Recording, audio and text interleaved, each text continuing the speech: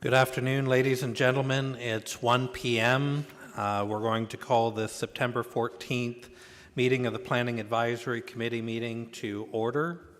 On behalf of the City of Kawartha Lakes, we would like to offer our heartfelt condolences to King Charles III, the members of the royal family, as well as to the many people throughout Kawartha Lakes who will be feeling a profound sense of loss as we mark the passing of our Queen Elizabeth II.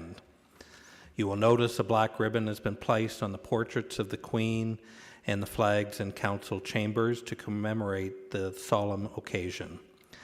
At this point, I would now ask everybody to observe a moment of silent reflection in memory of Queen Elizabeth II.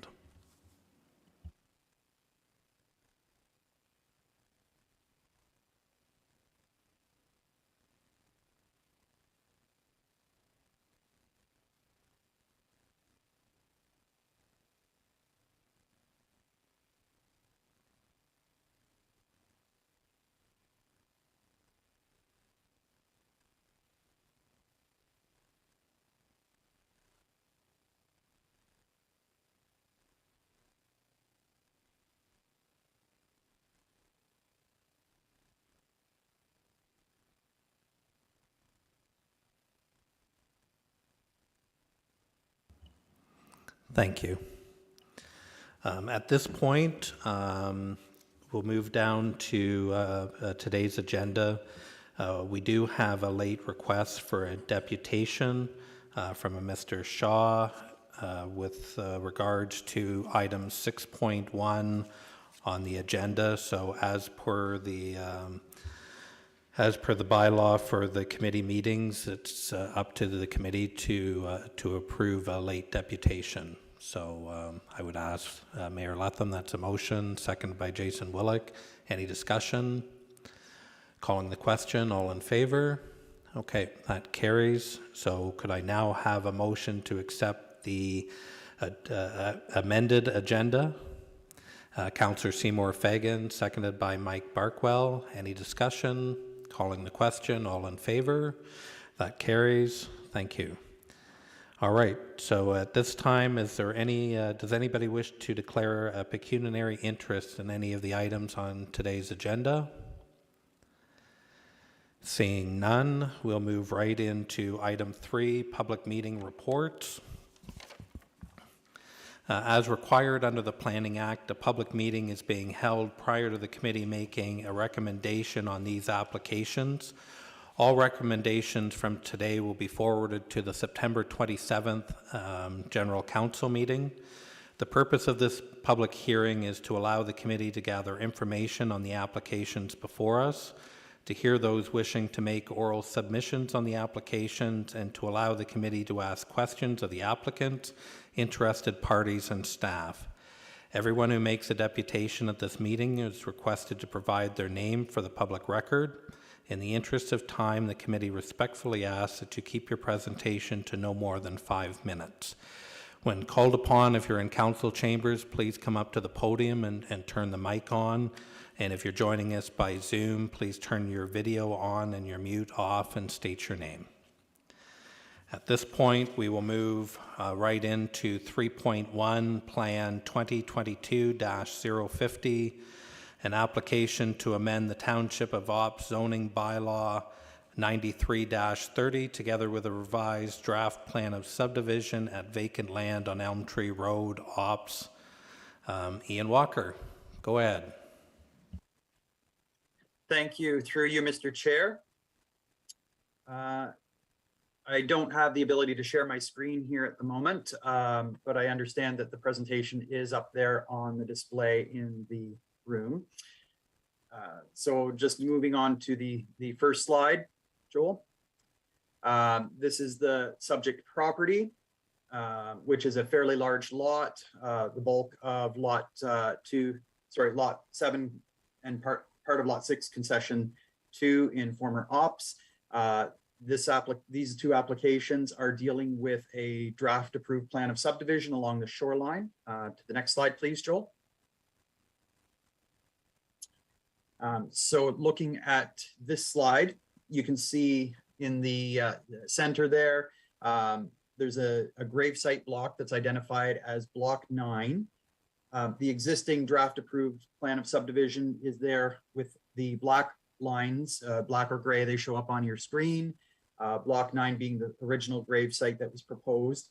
Through some of the archaeological work that was completed, it was determined that the size of the cemetery block needed to be enlarged due to the number of remains in the area. So they had to expand it to include additional lands.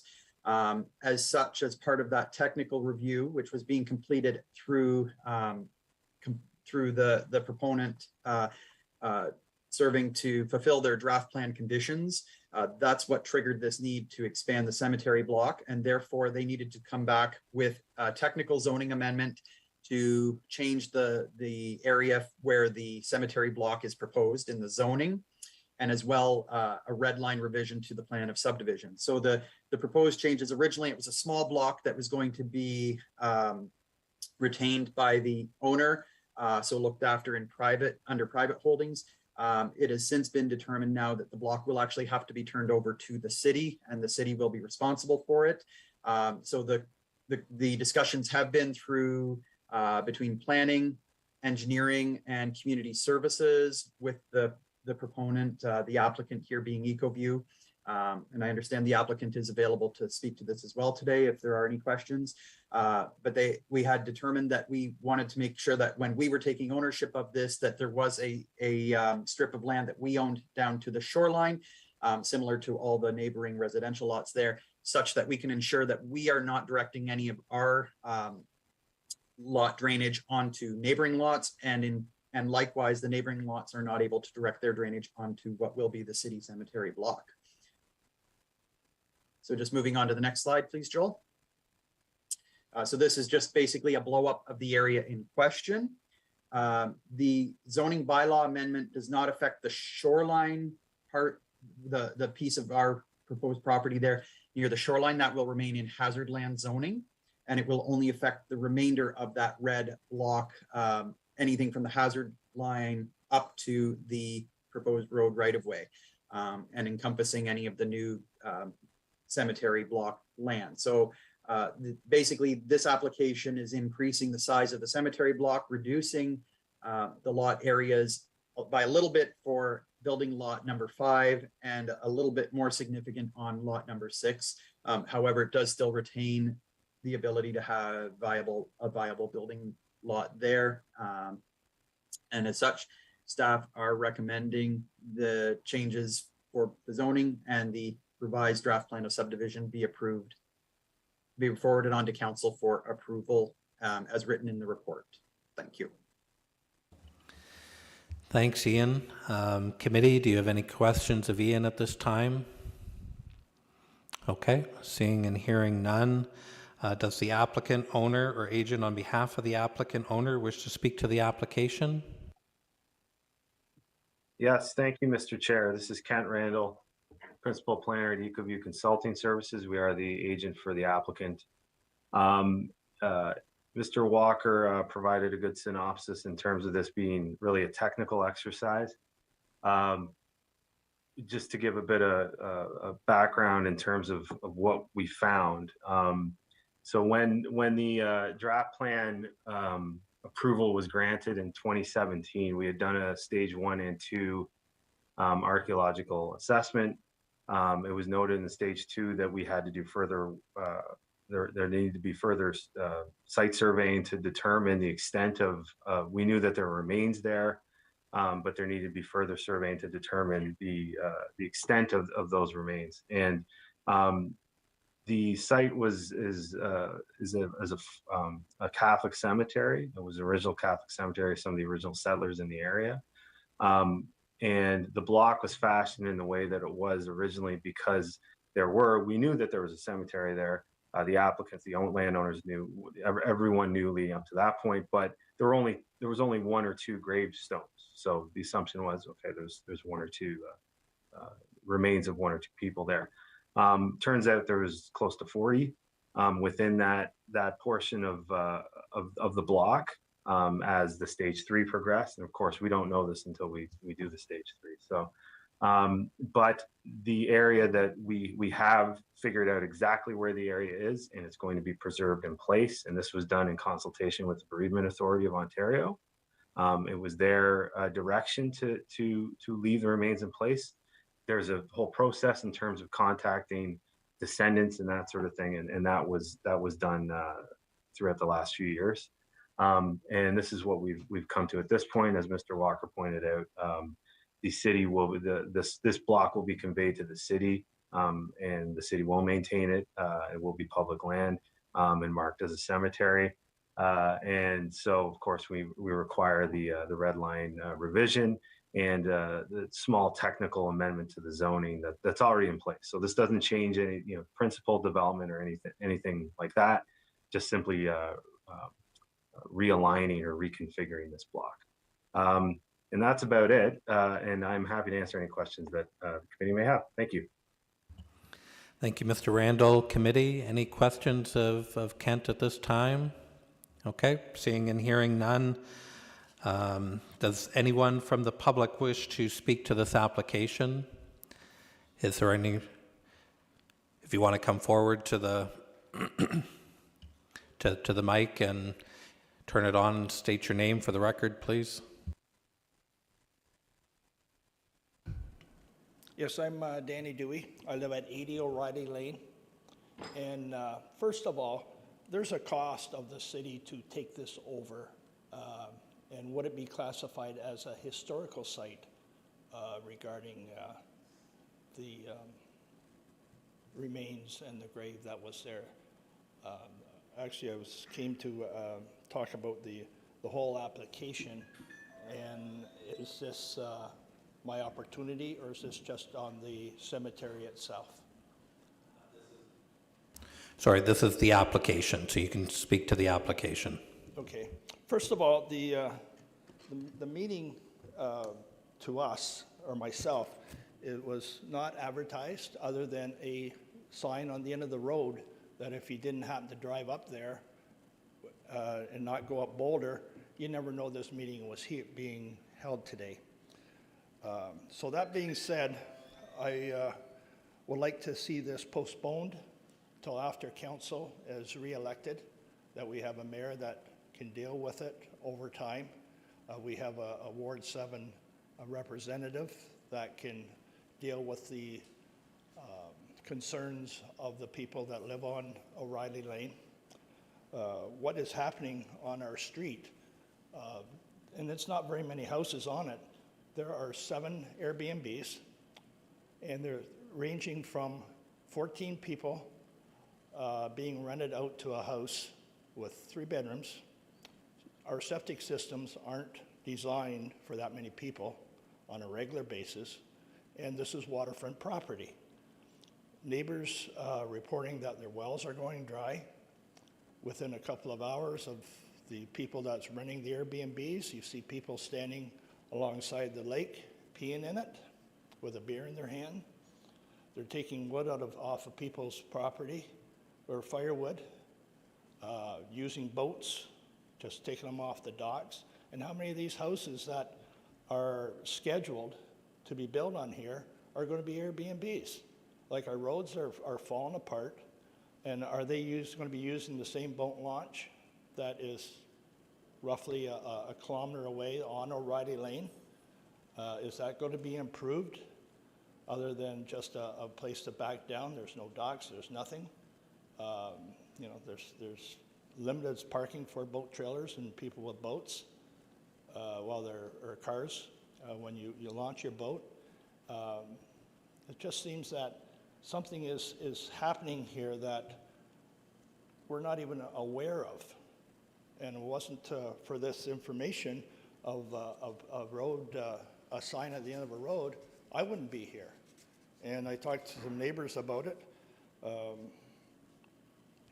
And with that, are they going to be putting in gas lines? And if they do, or they'll be bringing that down the street?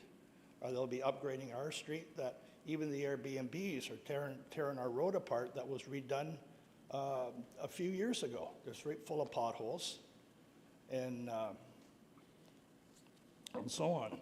Now, with the regards to the septic systems, looking at what's happening in our area now, I'm sure that with the wells going dry in our area, they're not doing a major well for these subdivisions. And how many houses are even being planned to be put in there? Or how many streets? Because I only see a little bit here, but on the sign on the road is saying that there's could be up to 5 more houses or 5 more streets.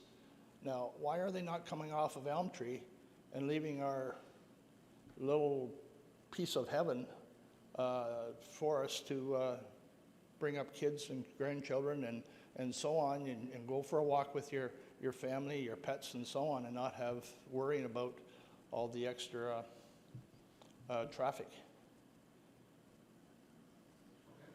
Thank you. Thank you.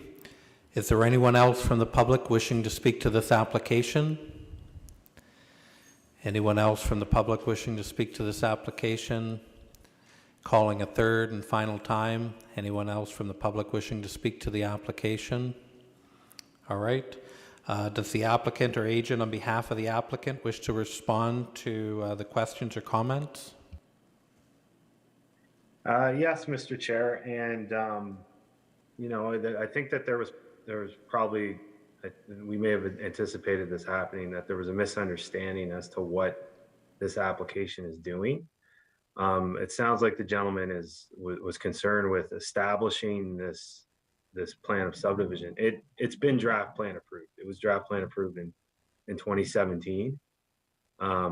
Draft plan conditions or approval was extended in 2020. Of course, we were dealing with the grave site, and the lands have already been rezoned. So this is strictly dealing with the cemetery. And I think there might have been some confusion at his question at the beginning, where he had said the application versus the cemetery. The application is for the cemetery, so it's not for anything else. But in terms of, I think specifically what he was speaking to I can give some quick details about the development itself. That there's only 8 lots. That's it, and that's what's been approved. One single extension of O'Reilly Lane. The cemetery, as far as I know, now of course it's going to be conveyed to the municipality, but it's not going to be used as a boat launch. It's for the cemetery. The reason we have that strip going down to the water, as Mr. Walker had pointed out, was strictly for drainage purposes. We, as you can see with the original block, we didn't have that, so that was just to accommodate that. It's not to accommodate people taking boats, and because it will be a protected site in terms of its sensitivity from an archaeological perspective. So I think that's pretty much all I have to say to those comments. As I said, we're not revisiting the principle of use. It's established, the zoning's in place, the draft plan approval is in place. Thank you. Anything you wanted to add to that, Ian? Thank you. He'd noted in the advertisement, I did actually take a picture of that when I was out on site, and I was just checking here the picture. It does reference, it's only the one extension of O'Reilly Lane. It referenced 5 blocks as part of this development, which in fact, as part of the original approval, realizing that one of those blocks was not necessary at the time. So it's actually 4 blocks. The 4 blocks are, number 1, the cemetery itself. There is also a block at the very south end of the development for drainage purposes. And the other 2 blocks are what we call 1-foot reserves along the road. And that basically prohibits any development on the west side of O'Reilly Lane when it's extended, or on the north end of the cul-de-sac where the terminus of the road is. So it will, as Kent had noted, result. The subdivision is already draft approved by council in 2017, 8 lots. This application is strictly dealing with a schedule amendment to expand the zoning on the cemetery block, and in turn, the red line revision to the plan of subdivision to expand the cemetery block itself in the draft plan that's been previously approved. So it's just a minor technical amendment to that approval. Thank you. Thanks for that, Ian. Committee, any questions? Councillor Seymour Fagan. Yes, thank you, through you. I just want to make sure that the gentleman that spoke understands that it was already approved and that there's 8 lots only. So I just want to clarify with.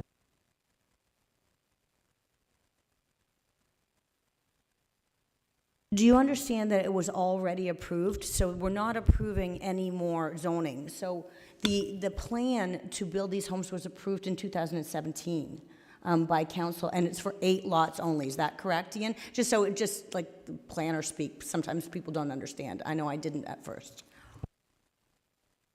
Through you, Mr. Chair, to the councilor's question, that is correct. The 8 lots were approved, draft approved in 2017. I believe it was November 2017. So this application is just adjusting the schedule that was already approved at that time. Okay, thank you. It's for the cemetery. Yeah, because I just not sure if the gentleman understood that we're not changing anything. They were approved for 8 lots, not any additional lots, just 8 lots in 2017.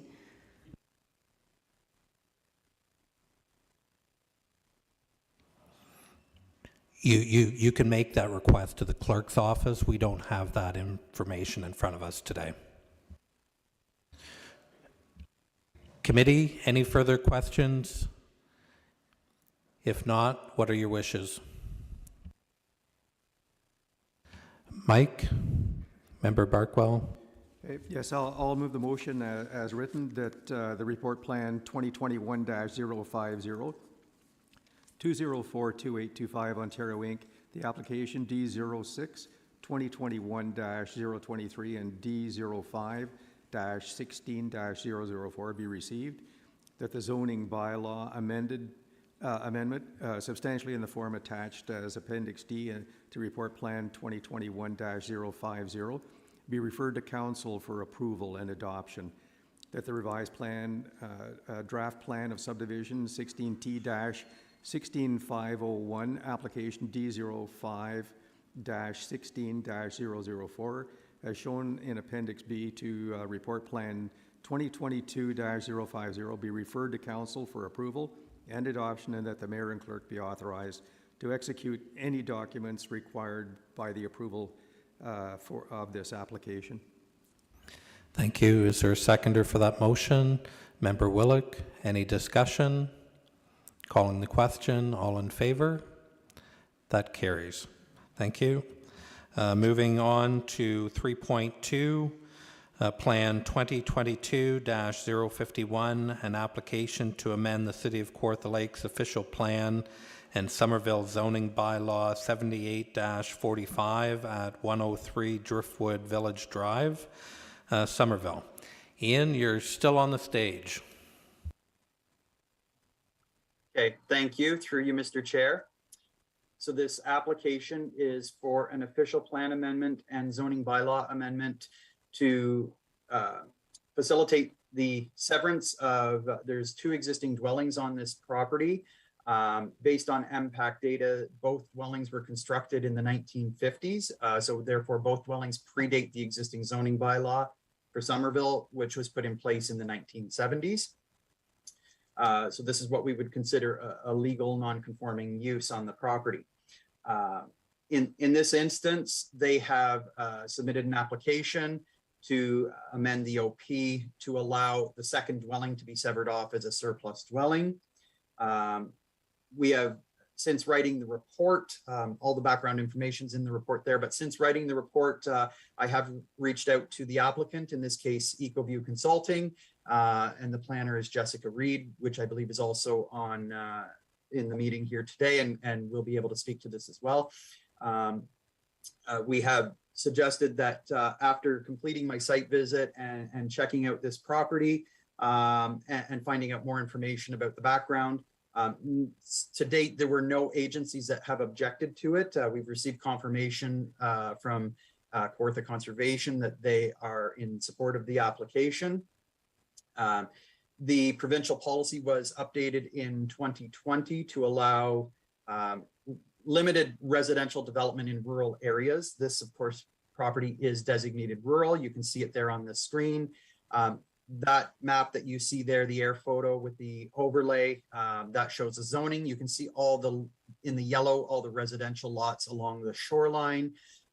Further to the north and west, there are some residential lots that are what we call waterfront backlots, and they're smaller in size. As you can see them, they'd be on the east side of Driftwood Village Drive, where it extends further to the northwest there, on the same side essentially of the road as this one.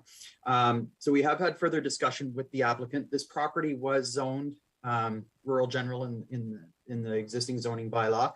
Under the existing Somerville zoning bylaw, a lot which is 1 hectare or less in size in the rural general zone would already be treated as being a rural residential lot. So they could not establish agricultural uses on this property based on the existing size of it being 1 hectare. So as part of the submission of materials, there was originally an agricultural brief requested for this proposal. That requirement was waived through further discussion with the applicant. They did provide some additional rationale to speak to this. One of the things that our agriculture officer had noted, though, is that they didn't specifically speak to forestry as an agricultural use. So I just want to put that out there on the record here. Certainly that forestry is also considered an agricultural use in many of our zoning bylaws, and in this case would be no exception. However, this proposal would not appear to have any further impact in terms of any forestry use as it would to any other agricultural use. I've had further discussions, as I noted, with the applicant. They have submitted a revised concept plan in keeping with what staff's thoughts were after viewing this property.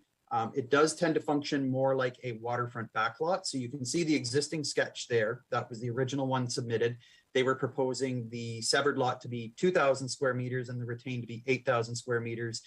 They have submitted a revised concept plan, which has been circulated to committee members and put in your packages. Has unfortunately not able to make it into this presentation, but it would divide the lot approximately in half, being 5,000 square meters for the one lot, and it's 5,615 for the lands to be retained, being the green lot, and the lands to be severed on the south side there, 4,304.5 square meters. So this would be more in keeping with what you would see kind of in the rural areas. This is, as I'd noted, based on, my feel of exploring the property, it does seem more like a waterfront backlot than it truly does a rural lot in that sense. It does function much like a waterfront backlot, and that's staff have had the discussion with EcoView about, instead of a special policy relating to the rural designation, it would probably be more appropriate to be changed to the waterfront designation with a special policy. And these roads, both Juniper View Drive and Driftwood Village Drive, are both municipally owned roads, but they are not, they only receive a seasonal level of service. And as such, they're not assumed public roads or improved assumed public roads in the sense of a traditional road within the city. Therefore, it is more appropriate for them to go to a limited service residential zoning. And at this point, that's kind of the change that's been proposed. And I would like to just open it up to the applicant to speak to this, to see if there's any members of the public that have an interest in the application. To date, I've received none. And then speak to perhaps a revised recommendation. Thank you. Okay, thanks, Ian. Committee, any questions of Ian at this point on this? Go ahead, Member Barkwell. Yeah, so Ian, with the revisions that are here, the original proposal here was to be returned to staff. Are you saying now that you've talked with him, so you're good with the changes and with the new zoning designation, so that we could recommend it? Is everything settled now? So through you, Mr. Chair, to Member Barkwell, there are a few more details certainly to work out. Also, we just need to make sure that there are no public issues with this. And then we can provide perhaps a revised recommendation. Any other questions of Ian at this time? Okay, Ms. Reed, would you like to speak to the application? Through you, Mr. Chair. Good afternoon. My name is Jessica. I'm from EcoView on behalf of the owner. I believe that Mr. Walker had covered everything, specifically the additional conversations that we had had. We believe that the new designation and the new zone properly reflect what we're looking to do. And yeah, I'm here to answer any other questions that the committee may have. Thank you. Committee, any questions of Ms. Reed at this time? Okay, seeing and hearing none. Is there anyone from the public who wishes to speak to this application? Anyone from the public wishing to speak to the application? Calling a third and final time. Anyone from the public wishing to speak to the application? Okay, seeing and hearing none. Committee, what would you like to do? Ian, do you want to? Certainly, through you, Mr. Chair. So I've been trying to tweak the wording here as to how we would want to have a revised recommendation. Ultimately, the goal of what I'm suggesting is that staff would be supportive of the revised proposal. What we would be looking at is that this would be the designation would be changed to waterfront with a special policy. Typically, waterfront backlots are a minimum of 2 hectares in size with 200 meters of frontage. So that would not occur with these 2 specific properties, or once the property was severed, it would not meet those 2 requirements. However, the development is existing, and so therefore it would make sense that we're dealing with this more from a waterfront perspective with a special policy to recognize that it doesn't meet those typical waterfront backlot requirements, but we would be supportive of an OP designation to that effect. Likewise, it would be a zoning amendment that would take it to the LSR. We would be most likely here providing an LSR exception zone. Given the tight timelines for these discussions, I had these discussions yesterday afternoon and this morning with EcoView, so we were not able to prepare draft bylaws at this time. So my direction right now would be that I'd be looking for a recommendation, perhaps that you're looking for staff to prepare those bylaws in time for the next council meeting of September 27th. Should that be your wishes, I can provide you with a revised recommendation on that basis. I don't know if you want me to read that out right now. I'll just defer to you, Mr. Chair. I think that sounds good, Ian. Okay, thank you. Having received that direction, Mr. Chair, my proposed revised recommendation would be, and I will forward this to Joel to include in the minutes, that report plan 2022-051, Phillips-applications DO1-2022-005 and DO6-2022-023 be received, that a bylaw to implement the proposed official plan amendment based on the revised concept plan submitted on September 14th, 2022 be referred to council for adoption, that a bylaw to implement the proposed zoning bylaw amendment based on the revised concept plan submitted on September 14th, 2022 be referred to council for approval and adoption, that in accordance with section 34 sub 17 of the Planning Act, council, having considered the changes to the proposed zoning bylaw amendment, deems no further public notice to be necessary, and that the mayor and clerk be authorized to execute any documents required by the approval of these applications. Thank you. Thank you, Ian. Committee, Member Willick, you're making that a motion. Thank you. Is there a seconder for that motion? Councillor Seymour Fagan. Any further discussion? Seeing none, calling the question. All in favor? That carries. Thank you.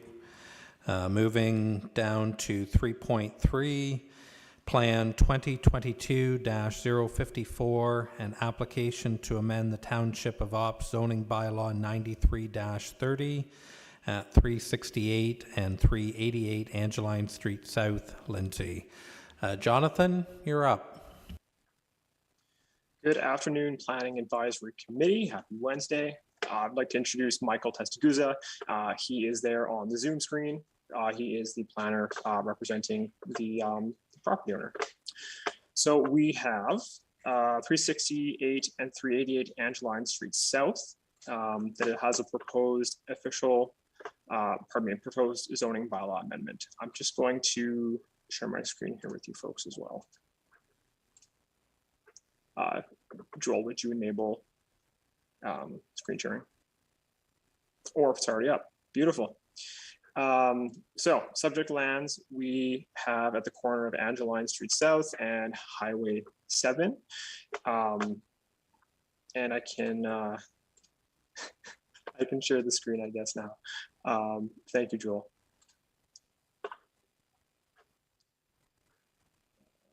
Whoops.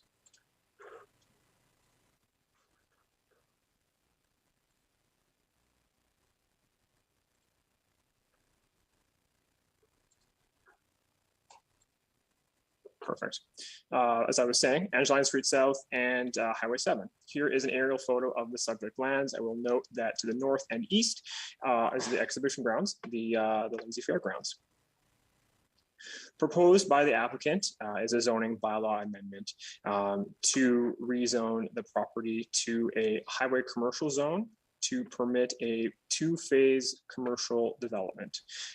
Under the official plan, this property is designated Development Plan Area 10, which contemplates specifically highway commercial zone and highway commercial uses. Through the official plan, there are a set criteria for the evaluation of the zoning bylaw amendment for this particular piece of land. I believe that was applied through an official plan amendment in 2012 or 2014 to acknowledge the future use of this property. So proposed in the two phases, and Michael will explain this in a little more detail, is a commercial development comprised of 7 commercial buildings, including a hotel, restaurant, gas station or gas bar, convenience store, car wash, and some general retail. Currently, this property is zoned agricultural, and to facilitate the development to permit this, a zoning bylaw amendment to highway commercial zone is being proposed. In support of this application, we've received a number of technical studies, including a hydrogeo study, agricultural impact brief with minimum distance separation criteria review, a traffic impact study, and a species at risk assessment. These reviews were prescribed through the official plan designation and are currently under review by our technical agencies and reviewing partners. So at this time, the full conformity with the official plan, with the growth plan, and with the provincial policy statement is to be determined, as these studies all are factors in determining the conformity with those respective documents. So at this time, following the public notice period of 120 meters, staff received one email from a neighbor simply asking if there were going to be sidewalks installed along Angeline.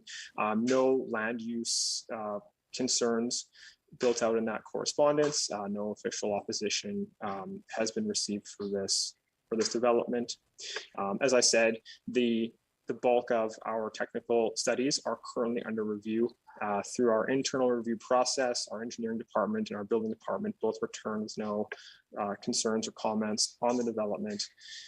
And with that, that all being said, staff are respectfully asking that this file be referred back to staff for further processing until those technical reviews are completed, so we can continue our review. Thank you, Jonathan. Committee, any questions of Jonathan at this point? Okay, seeing none. Does the applicant, owner, or agent on behalf of the applicant owner wish to speak to the application? Certainly. Michael Testaguza here from the Bigley Area Group. I believe my slides are going to be brought up shortly. 1 second here. Oh, I think they are up on the screen now in the top left corner there. Joel, I assume that's you bringing them up, so appreciate it. So I will try to be brief, and I will try not to go over and tread on water that's already been discussed. So if we can go on to the next slide here. I believe everybody's aware of the subject site's location at the northeast corner of Angeline and Highway 7 and south and west of the fairgrounds. If we go to the next slide, please. Specifically, the site is agricultural, or is an agricultural field now with 2 single detached dwellings thereon. I think that's all we need to speak to on this slide. So next slide, please. This has already been discussed as well, but of course, the official plan designation does specifically direct for a highway commercial use on this site. So the zoning bylaw amendment application is really just seeking to implement that official plan designation and apply the highway commercial designation to the site. As part of that, the requirements are to demonstrate that full municipal servicing, water, wastewater is possible, adequate stormwater controls can be provided, and access and archaeological matters are addressed. And I'll go into those as we get into the proposal. Next slide, please. So when we talk about the proposal, now's where I'll get into how those specific items have been addressed, which I think is probably where we'll spend the majority of our time. But I will give a brief overview first. The proposal is split into 2 phases, a western phase, which is phase 1, and an eastern phase, which is phase 2 and a future development phase. Most of the users for phase 1 have been secured, and that includes a restaurant, a gas bar with a convenience store, and associated car wash. The restaurant also does have a drive-through component to it, and a third pad retail commercial building. And so that's on the western side of the site.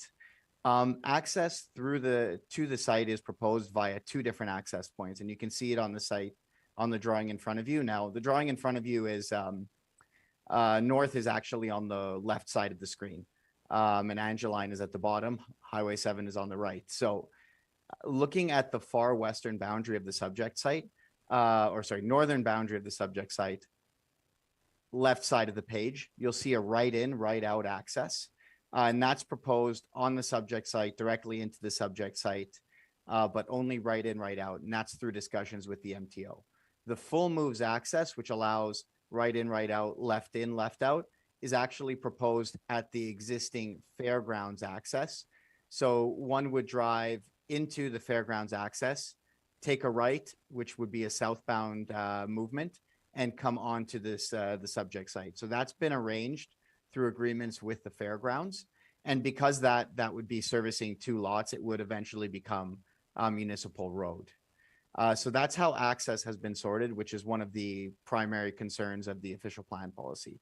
With respect to servicing and stormwater management, we have provided a stormwater management and functional servicing report, which has been reviewed by engineering. And you've already heard the commentary from engineering with respect to that report itself. And then the third concern, of course, being with regards to the archaeological, which is ongoing at this time. It does need to be done, obviously, in the summer months. So those investigations are occurring as we speak, and presumably will need to be finalized and approved by the ministry before this application comes back before you.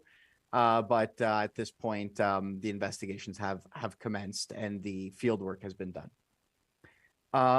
Otherwise, I think it's important to note the number of parking spaces on site. So 248 parking spaces are proposed, as well as an additional 38 spaces within the MTO 14-meter setback. So in actuality, we have upwards of 280 parking spaces on this site, which is by far in excess of what the bylaw requires. But unfortunately, 38 of those spaces do not count to the bylaw minimum because they're located within 14 meters of the Highway 7 property line.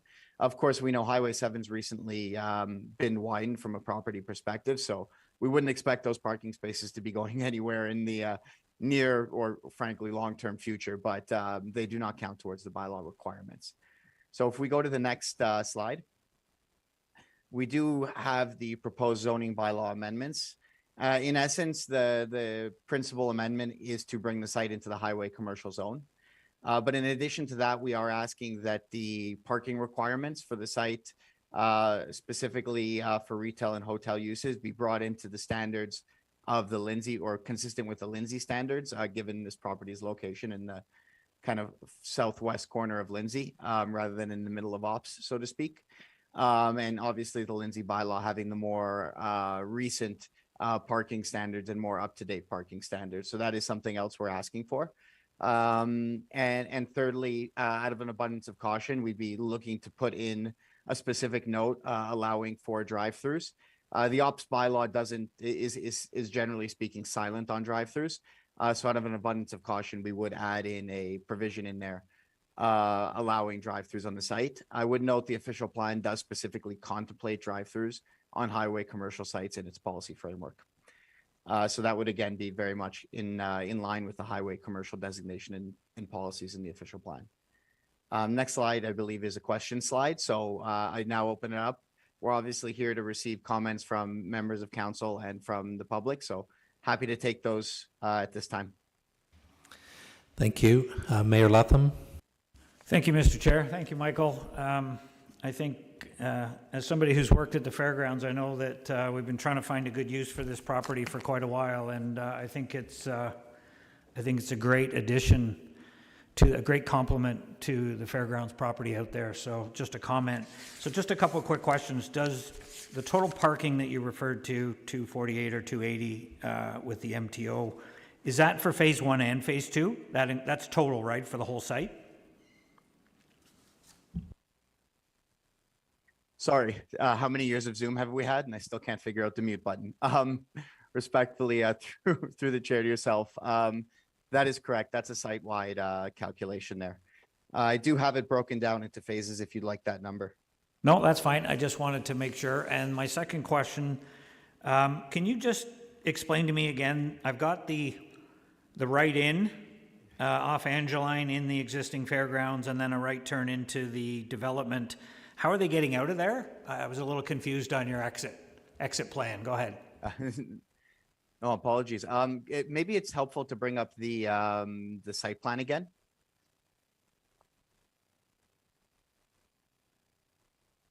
So, and again, apologies for the orientation. We can just get a bigger image when it's in this direction. But north is on the left side of the screen.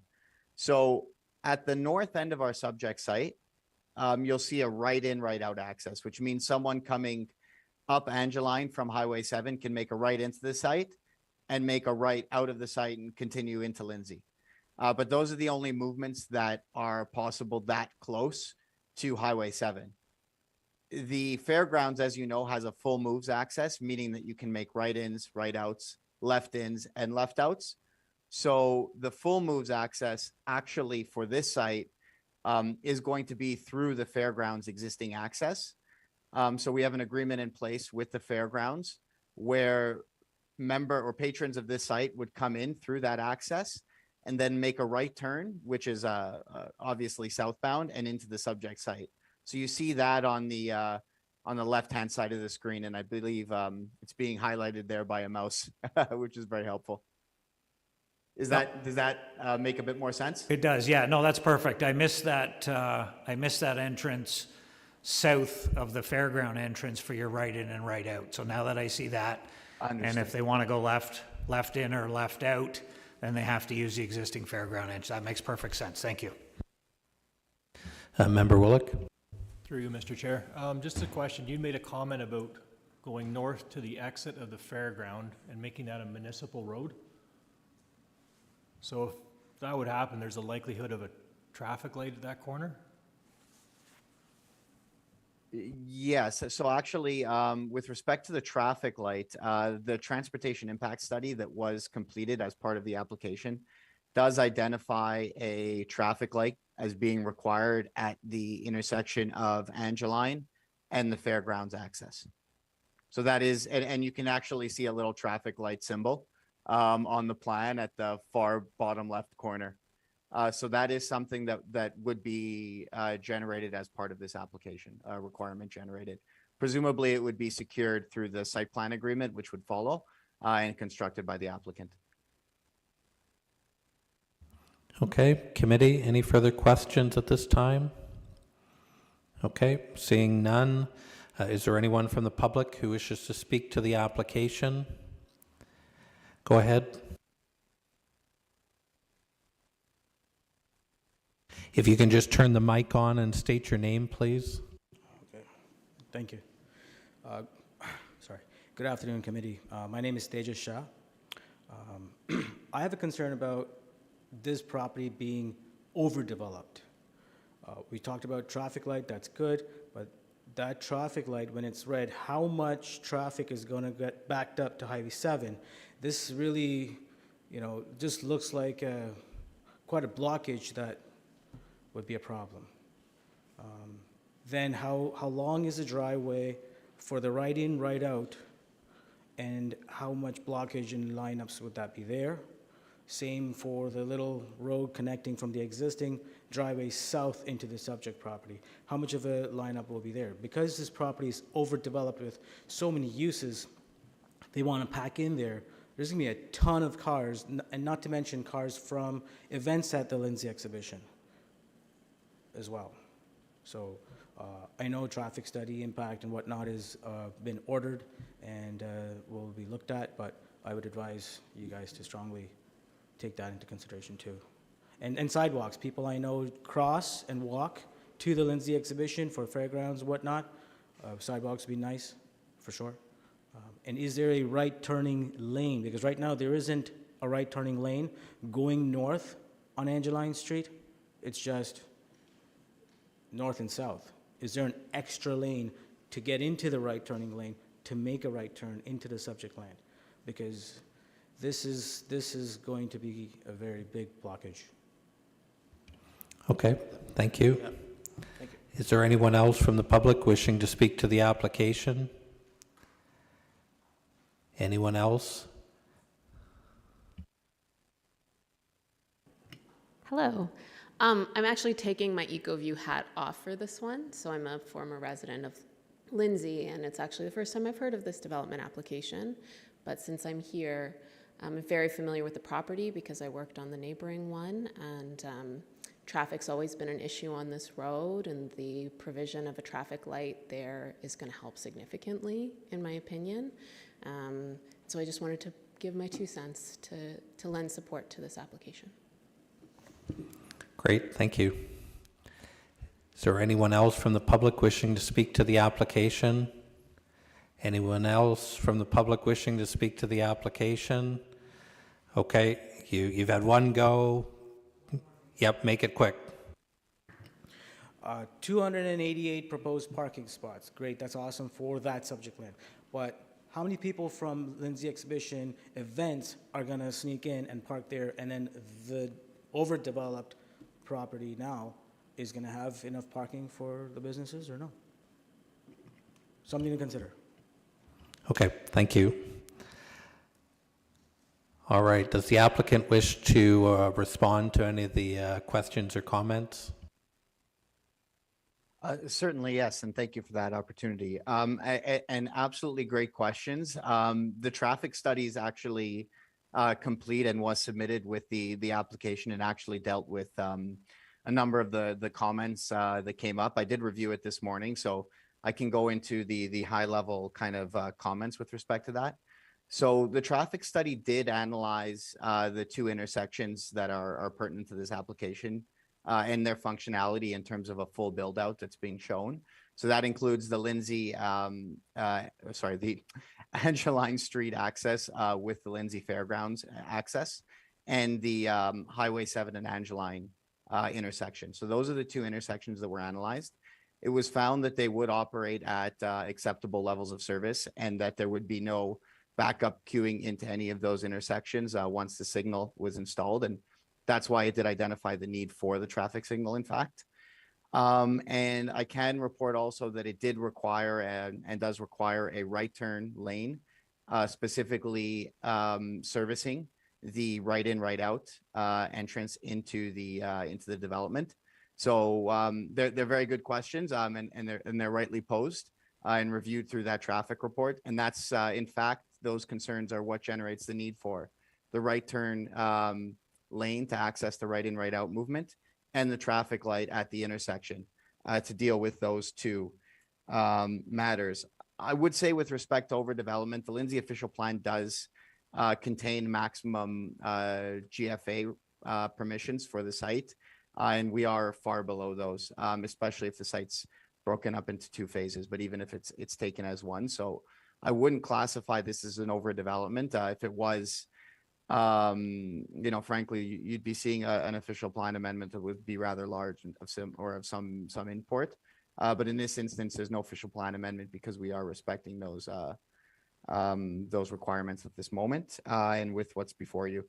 And then with respect to sidewalks, it's not something that's typically looked at or analyzed through the zoning process, but it would be something that we would discuss with the MTO and the city through the site plan process, which is forthcoming, obviously. Okay, thank you. Committee, any further questions? Councillor Seymour Fagan? Through you, just a quick one. Traffic lights, everyone wants traffic lights. So who pays for the traffic light?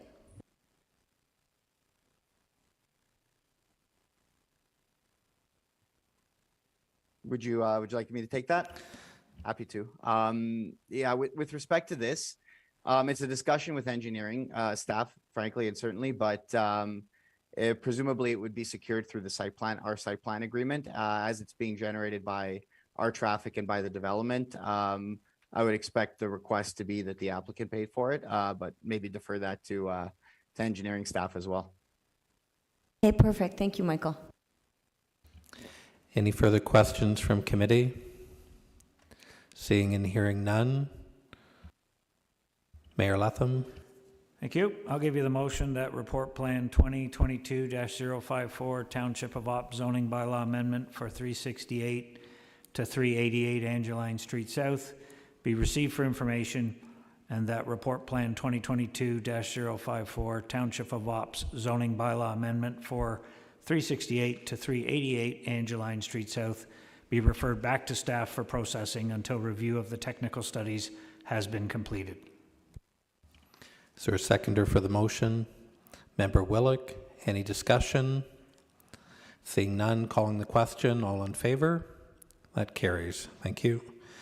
All right, we're going to move into 3.4, Plan 2022-055, an application to amend the Town of Lindsay zoning bylaw 2000-75 at 158 Coburn Street West, Lindsay.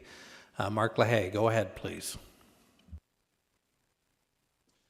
Yes, good afternoon, members of Planning Advisory Committee. I'm just going to try and share my screen here.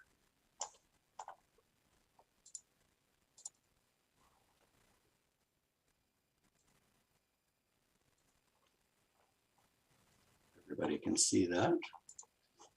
Okay, notice for this application for a zoning bylaw amendment was given to each assessed landowner within 120 meters and all applicable agencies and departments. A sign was also posted on the property in accordance with the requirements of the Planning Act. The property is located west of Angeline Street North on the northwest corner of Coburn Street West and Walker Street. There are a number of 1- and 2-story residential dwellings within the neighborhood and mixed residential, commercial, and institutional uses within an area of about 500 or 250 meters rather of the subject land. The owners propose to rezone a portion of the land to permit 4 townhouses, which would be accessed from Walker Street and facilitate a future severance. The application proposes to rezone the north portion of the land in the Town of Lindsay zoning bylaw from a residential 2 zone to a residential multiple 1 exception zone to permit the 4 townhouses with site-specific development standards and facilitate a future severance. The effect of the amendment would permit 4 2-story stacked townhouses, each containing a primary and an additional residential unit for 8 dwelling units on the north half of the subject land. The proposed townhouses are intended to be subdivided in the future into 4 separate lots. The site-specific development standards in the zoning bylaw would include reduced rear yard setback and modified parking requirements, reduced interior side yard setbacks for the end dwelling units, and reduced minimum lot area per dwelling unit, and increased maximum lot coverage and gross floor area as a percentage of lot area for the interior dwelling units. Various documents and plans were submitted by the applicant in support of the proposed amendment, including planning justification report, urban design analysis, conceptual plan and building elevations, traffic brief with entrance design, and a functional servicing and stormwater management brief. Since the writing of this report, staff have received several comments and concerns from the public, some of which may be in the gallery today, including from the following, and excuse me if I mispronounce any names. Bill Fountain, Krista McCollum and Eric Redshaw, Don Lutz and Breach Lutz, Mike and Kathy Puffer, who I understand is being represented by Kevin Duguay of KMD Community Planning and Consulting, Valerie and Daniel Obress, Shirley Toombs, Rice Warren, all of which are from Walker Street, Brenda Cooper from Coburn Street West, and Tejas Shah from Charles Street, who I understand organized a petition which contains approximately 55 signatures from residents of Walker Street and Charles Street. The issues or concerns that were raised include non-conforming incompatibility with a single detached dwelling neighborhood, traffic safety for vehicles and pedestrians, including children, with cars backing out over the sidewalk, lack of parking, including for visitors, increased noise from traffic, increased traffic congestion, closeness to the intersection and safety crossing Coburn Street, lack of a crosswalk or sidewalk on Coburn Street and to the South Side Private School, privacy, fencing, and balconies that could be overlooking neighbors' properties, loss of mature trees with little new landscaping, an undesirable change to the street aesthetic, a change to the neighborhood character, higher density development not suitable for a mature, well-maintained neighborhood, lack of area for snow storage, a number of driveways, and lack of lawn space, reduced provisions for setbacks, lot area and parking, along with increased gross floor area and lot coverage, the built form density and parking, which departs radically from the established neighborhood, not being compatible or appropriate, drainage to a back swale and lack of pervious surfaces, potential for reduced property values, loss of sunlight, privacy, views, openness due to the mass, height, and bulk of the proposal, that infill should be limited to same compatible housing type or be purpose-built in a new subdivision, and otherwise being overdeveloped with a lack of yard and amenity space. Staff has also received comments from the applicant, Beverly Saunders of EcoView Consulting Services earlier today, who provided a response to community members, and I understand maybe speaking with respect to the public concerns that have been received. The application is being further evaluated for determining conformity to the policies of the growth plan and the policies of the City of Kawartha Lake's official plan, as well as consistency with the provincial policy statement, as well as for required site-specific zoning provisions that have been requested. The background information which has been submitted in support of this application has been circulated to the appropriate agencies and city departments for review and comment. However, at this time, comments have not been received from all circulated agencies and departments.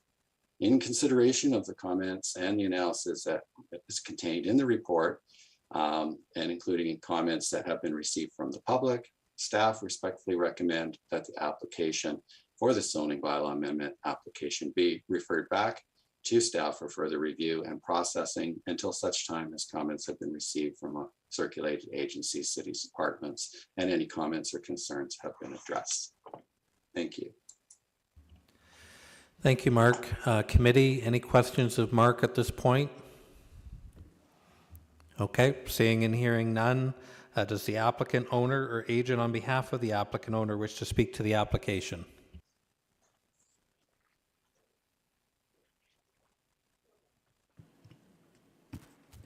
Hello, my name is Beverly Saunders. I'm planning supervisor at EcoView Consulting. I'm the agent for the applicant for this property, so Vistra Properties.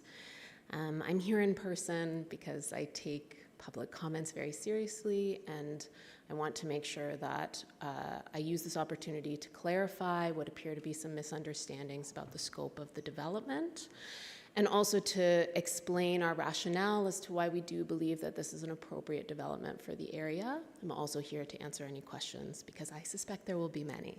So I received a long list of comments, including a planning report from Kevin Duguay yesterday. So I spent the evening last night and this morning to prepare a response, which I believe has been circulated to you this morning. So recognizing that's not a lot of time and it's a 7-page letter, I'm going to use this opportunity to just briefly go through the key points that I've pointed out. And then hopefully at the end, if I've missed any comments, I can address those as well. Okay.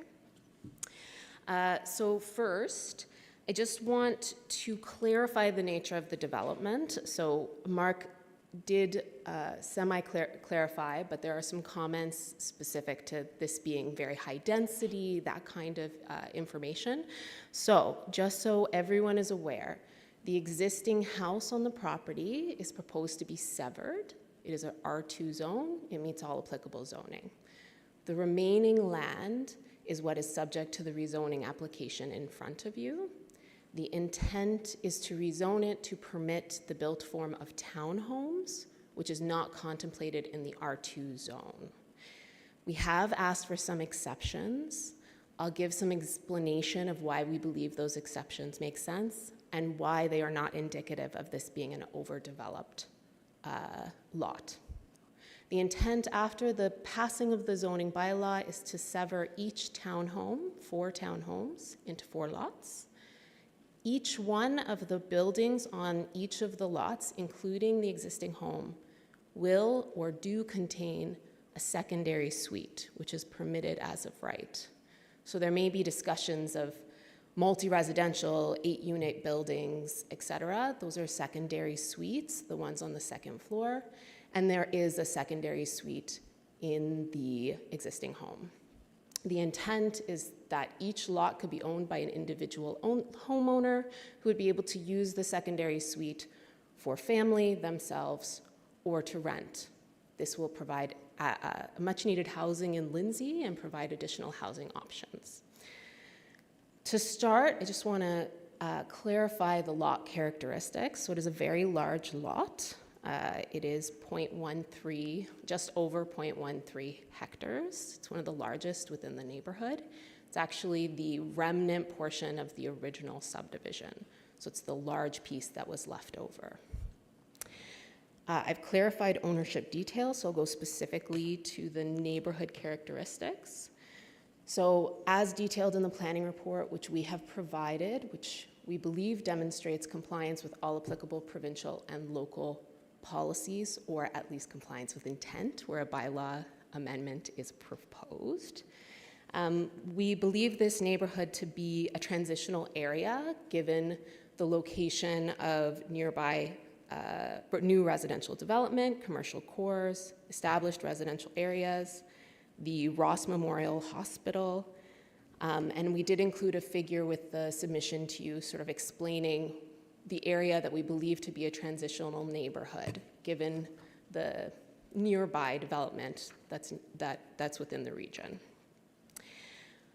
We also believe that given the location, the size of the lot, the fact that a large portion of the lot is currently vacant, and provincial direction for infilling and intensification, that this is a candidate lot for what we would characterize as gentle intensification.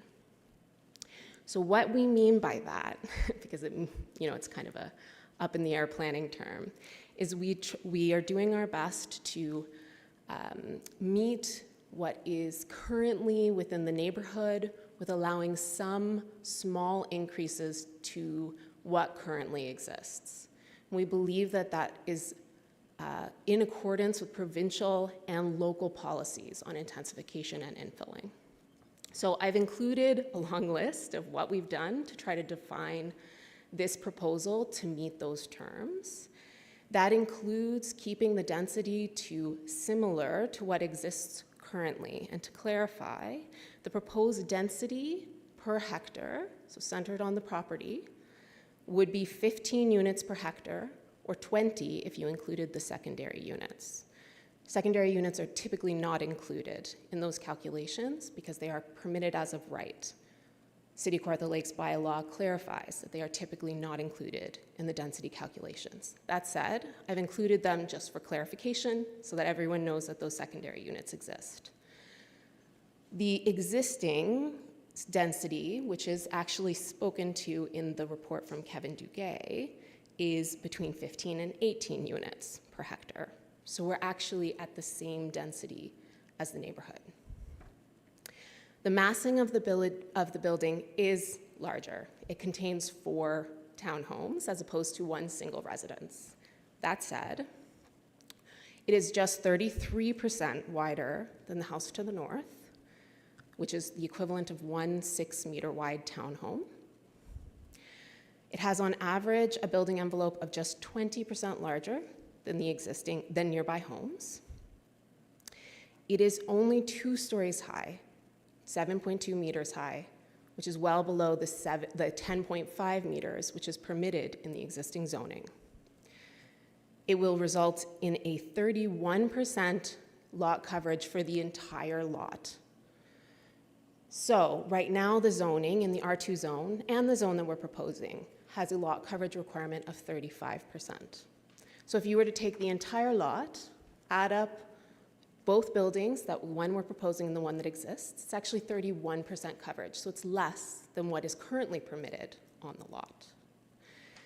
So for illustrative purposes, 30% or 35% is about a 455 square meter building envelope. So you could build a house of that size currently, and you would be allowed a max height of 10.5. We are proposing a 402 square meter building with a height of 7.2. So what we are proposing is similar to what could be permitted under the existing zoning. We have included an urban design brief to ensure that the development has neutral tones,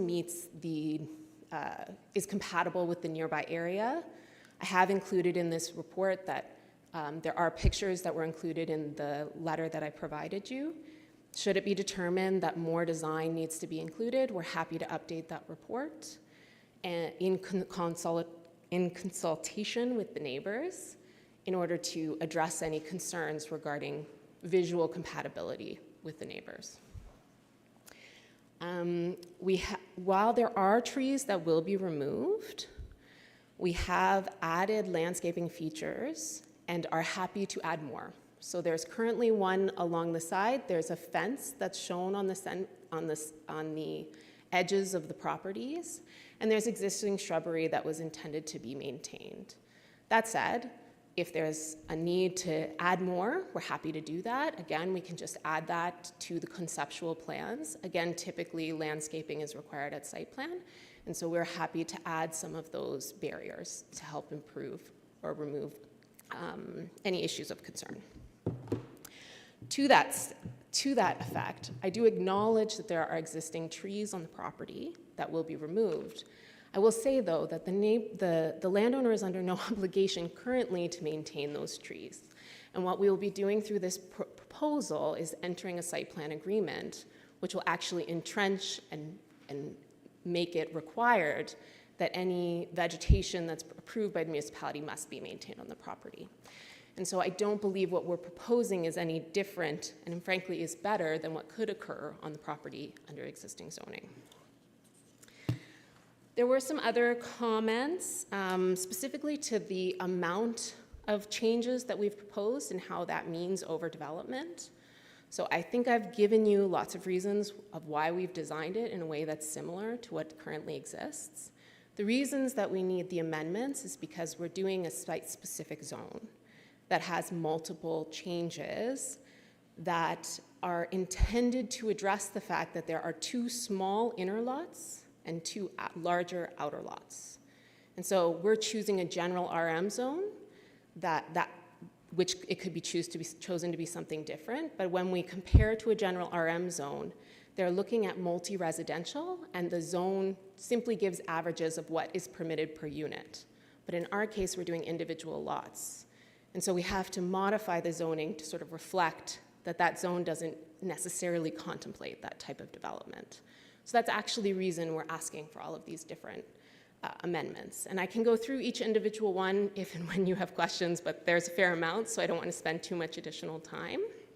But I have provided explanations in your package. There were comments about snow storage. I will say typically that's addressed at site plan. However, we're happy to look into that more now if that's required. Questions about traffic. So specifically, just so everyone's aware, cars would back out of the property and then go straight to Coburn. So they wouldn't be traveling through Walker Street. We have done an assessment with this proposal, specifically to entrance sight lines, to make sure that there's adequate sight lines to ensure that everyone is safe from a traffic hazard perspective. However, we have in our submission also offered to add additional measures. For example, mirrors at the end of the driveway or some other measure to help pedestrians and drivers alike protect nearby neighbors. We are also going to be maintaining the existing sidewalk. There were questions about the amount of parking that's proposed. So we have only proposed one parking spot per unit. Again, one being a secondary unit, one being the primary.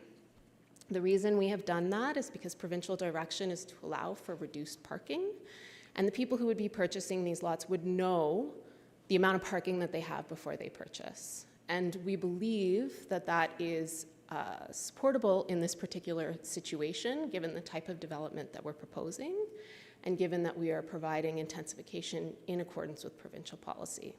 We'll also be providing cash in lieu, as is permitted under the official plan, and I've provided additional justification in the memo. The last two pieces was, there was a question about stormwater. Just as a heads up, there was a stormwater management plan provided. The stormwater management plan demonstrates that all the quality and quantity can be addressed without going on to neighboring properties, and includes an underground storage chamber. So that will address any drainage concerns from the neighbors. There were questions about the small amenity space. Similar, we believe that the policies that exist currently in the zoning for RM zone don't contemplate the provincial requirements for intensification. We believe that the nearby amenities that exist will make this still a viable lot and development for the people who choose to purchase it. As a final note, I do acknowledge that there is a lot of public outreach for this. We've offered a number of adjustments in the memo that I provided you, which I'm happy to provide in advance of the next planning committee meeting. Additionally, we're happy to, we weren't unprepared for this amount of comments, so we are also happy to host an issue resolution workshop after this meeting to see if we can work with the neighbors to address any design elements that they believe need to be addressed to help this be more compatible with the neighborhood. And then we would provide you a summary report before the next planning committee. So with that, we ask that planning committee obviously listen to the neighbors, and that we get an opportunity to address any comments that are additional comments that you may have or that they may have. And we ask that the application be referred back to staff so that we may have the opportunity to address the comments we've received over the last few days. Thank you, Ms. Saunders. Any questions from committee? Mayor Letham? I do. I got a couple. Thanks, Beverly, for coming and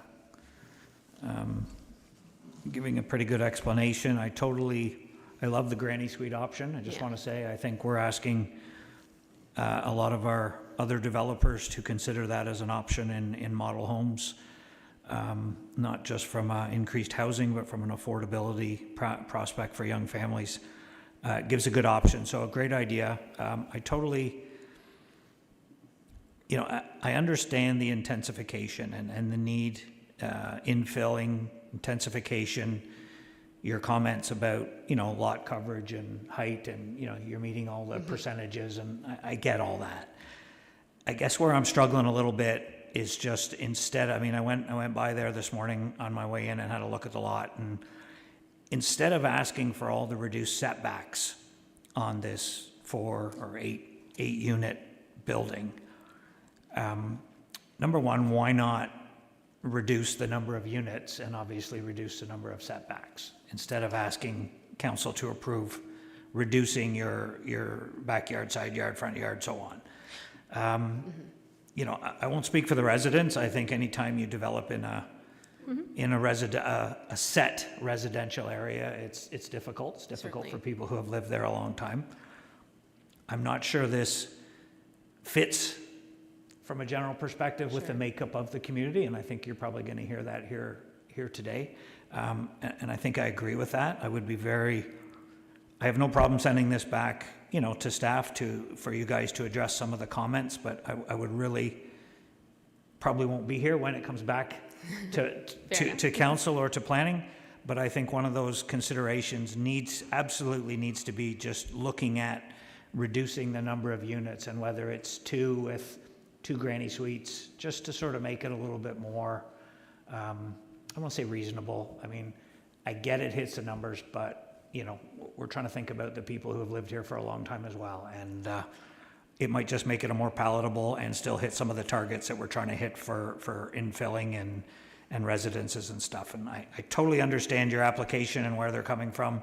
The 4 works from a planning perspective, but I'm not sure it works from a neighborhood perspective. So I'm just going to leave it at that. I'm not asking for you to comment on it at this time. I just think, when this goes back to staff, if that's the direction of the planning committee, then just please take that under consideration. And if they can come back with something, and maybe when you have a community reach out, you'll get the same comments, and something can be done as a bit of a compromise to utilize this lot, which is great because we need to fill in these vacant lots. We absolutely do from an affordability perspective. We do need more housing, and like I said, I love the granny suite idea, but I think we're just pushing the boundaries a little bit from a personal opinion here on what fits in this neighborhood. So I'll leave it at that. Should I respond or? Okay, Go certainly ahead. through you, Chair, Mr. Chair. So just to clarify, the only setback changes that we're proposing are the rear yard setback and the side yard. So front yard we are meeting. For the side yard setbacks, just to clarify, the largest setback reduction that we're proposing is actually the one that affects the property already owned by our applicant. So it wouldn't affect anyone who doesn't own the property. There is a small reduction that we are asking for to the north for the side yard setback, about 0.18 meters. But again, I want to clarify that the only reason we're asking for that section is because we are asking for an RM zone, which is a multi-residential zone, versus the current R2 zone actually has a setback requirement of 1.75, and we would meet that. So that's part of the reason that I want to clarify that some of these requests for changes aren't actually reflective of overdevelopment. They're actually very similar to what currently is permitted. The only one that I will say is different is the rear yard setback. So we are asking for a reduction of 2.1 meters for that, which we're intending to address with vegetation, fencing, other barriers to help address those issues. And just to clarify again, it actually backs onto backyards, not onto buildings. And so there's actually a fair distance between the buildings and other buildings. But I understand that the concern of neighbors is, well, your balcony could then see onto my backyard, right? So that's really the crux of some of the issues, is just the fact that that backs on to backyards. But we do think that it's viable because we believe that there's really good ways to address that. The other piece is, we do these evaluations and we pick what we believe is reasonable given all of the existing numbers. I can certainly speak to our client about reducing the amount of units, but again, the requests that we're making aren't actually triggered by the existing zoning. They're triggered by this other zoning that we're comparing it to, right? So I just want to clarify those matters. That's one of the reasons that we sort of proposed it the way that we did, to be as gentle of intensification as possible within this neighborhood. Yeah. Further questions, Member Barkwell? I have a question. Thank you, Mr. Chair. I have a question and a comment. The first question is this seems to be one building, and you mentioned that you want to sever the townhouses into 4 separate lots, and I just don't understand how you can do that. Yeah, so it's kind of like a semi-detached, where the house is owned partially by each individual, and there's a wall between, so there's a building code wall. So, for in my neighborhood, for example, they'll have 8 townhome units, but your ownership actually splits between the 2 buildings, and you own the front yard and the rear yard. And so you actually have ownership of your unit, plus the secondary suite in this case, plus the front yard amenity and the backyard amenity. Okay, thank you. My comment is the design that you propose here, I don't think that fits into the neighborhood. It's a bit stark. Fair enough. So that's something that I think is an opportunity for us to have discussions on. So that's one of the things that I would like to address with neighbors through this issues resolution matter. We received those designs from a building designer who sometimes goes a little more modern than maybe we should. So I'm happy to have those discussions with the landowner and with the designer to make those amendments. Yeah. Thank you. Member Willick? Through you, Mr. Chair, I just have a difficulty. It seems very intense for the location as well.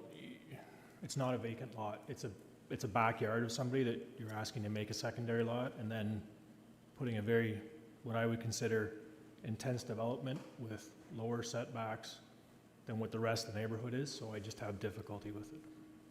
Comment. Fair enough. Through you, Mr. Chair, I understand that. Again, I think we have designed it in a way that is more or less in compliance with what the existing zone would permit in terms of side yard setbacks, et cetera. And we've intentionally intended it to not be exactly the same as the neighborhood, but as close as possible while allowing some intensification. Councillor Seymour Fagan? Thank you, Chair, and through you. And thank you, Beverly. It's one of my favorite topics I'm going to ask you about, which is parking. Certainly. You mentioned 1. Per unit, yes. Per unit. So that's 1. So that would be 4 for the entire 8 units. No, 1 per unit. So there's 2 per townhome, 1 that would service the secondary unit and 1 that would service the main unit. Yeah. Okay. Or if the person who purchases it decides to offer it without any parking, they could do that as well, but there would be 2 parking spots for the property, yeah. Okay, perfect. I have a question though. What is the provincial policy requirement for a residential unit for parking? There's no provincial policy requirements. They simply recommend, so there's no unit numbers that are provided by the province. They simply recommend measures to help reduce the parking requirements per unit. Okay, because I remember this, I was on Committee of Adjustment with 68 Lindsay Street, and they wanted 2 parking per, it was 2 parking per apartment, and at that point, nobody wanted to reduce it, because, so if you have, say you have 4 people living in a home, 4 people driving, so that's pushing the parking right back out onto the street, is that correct? No, you would have 2 parking spots per townhome. So, for example, my home also has only 2 parking spots and the ability for a secondary suite, and so that's the parking that you have. So there isn't a backing out onto the sidewalk. That's not proposed in this case. Yeah. No, but there could be overflow onto the street. That's what I'm saying. If there's 4 drivers and 4 cars, and we have 2 spots, so there could be 2 more cars additionally parking on the street. Just so I don't actually know the rules for City of Kawartha Lakes in terms of overnight parking, but I understand that it's not permitted, and so no, there wouldn't be overnight parking or people who live here permanently parking their property on the street. Yeah. Yes, it would depend on how many cars each unit has. Okay. Very much. Any further questions? Mayor Latham? Yeah, I'm not going to go round again, don't worry. No worries. So just based on Mike's comments, I'm just trying to get my head around, you got 1 building, but 4 individual lots. So how are you getting, and I'm going to go back to the setbacks. When we build a home on a lot, there's setbacks all around the home. So you've got 1 big home on 4 separate lots, or 1 big unit on 4 separate lots. Yeah. But if they're individual lots, how are you getting around the side yard setbacks? Because the other house is, the next unit is right beside it. So I could see if it was one unit, a condo development, they're renting it out, that makes sense to me. I'm just struggling with how does that work in the planning world? Yeah, so that, oh, through you, Mr. Chair, my apologies. So for clarification, that's the reason that we're asking for the RM zone, because it contemplates townhomes, which are exactly like this. And the way that works is for inner townhomes, they do not have side yard setbacks because there's an acknowledgement that it is sandwiched between two other units. Yeah. Okay, any further questions at this time from committee? Okay, seeing none. Thanks, Ms. Saunders. Thank you, everyone. I'm sure you'll be back. I'm sure. Okay, at this point in time, we're going to go to public comments on the application. I have in front of me, because there's obviously a number of people here that wish to speak or indicated a wish to speak to this application today. So in the sake of order or keeping things on track, I'm just going to go down through the list of names.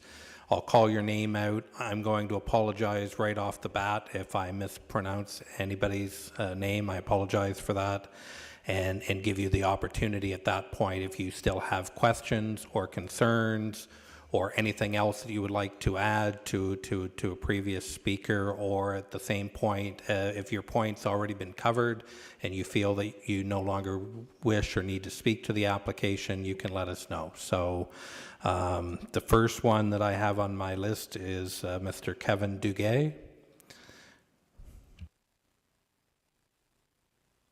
Thank you, Mr. Chairman. I trust that committee members are able to hear and see me. We are. Go ahead. Yes, thank you. I wish to confirm for the benefit of committee, I was not able to attend this meeting in person. I had, prior to your meeting, another statutory meeting, and unfortunately, I couldn't be in two council meetings at the same time, so I've had to attend both virtually. So my apologies for not being able to attend in person. Mr. Chairman, committee members, I have been retained by property owners of the puffers to assist with their objection to the pending zoning bylaw amendment. I have prepared and circulated through Mr. Watts and Mr. LaHaye's office a planning brief and followed up with some visual evidence, which I would like to utilize now for purposes of my presentation. I'm not sure who is operating the screen, but if it can be advanced when I say next, that would be appreciated. I will go back to the aerial image, please. Thank you. The first image. So first of all, Mr. Chairman and committee members, I did visit this property on September 7th morning. I spent an hour and a half, actually 2 hours, with property owners, including Mrs. Toombs, puffers, and other residents, considering the property, considering the neighborhood, considering Walker Street, and considering Coburn Street. If we may go to the next screen, thank you. Proposed is a development of a north portion of the property, and I wish to clarify that in Ms. Saunders' remarks, there's been reference to the overall property in terms of calculating lot area. That is not in front of you. What is contemplated is a redevelopment of the north portion of the property, which I understand is to be severed from the current land holdings, which contains, I believe, a 1 or a 2 unit dwelling. Contemplated is it's been described as a 4 unit townhouses with secondary dwelling units. I have reviewed the municipality's secondary suite bylaw, and I'm still troubled whether or not this form of development, that is a townhouse comprised of 4 units, would permit 4 secondary suites. It's my professional opinion what this application is contemplating is an 8 unit development expressed in one building, comprised 2 stories, having its vehicular parking, 1 parking space per dwelling unit in the east or front portion of the property. If we may move to the next, if we could stay there for a moment. This concept plan shows virtually no landscape. The east boundary of the property, the north boundary of the property, and the west boundary of the property today contain extensive mature vegetation As well on site, there are 3 mature silver maples and 1 blue spruce that should this development proceed, all of that vegetation would be negatively impacted and removed.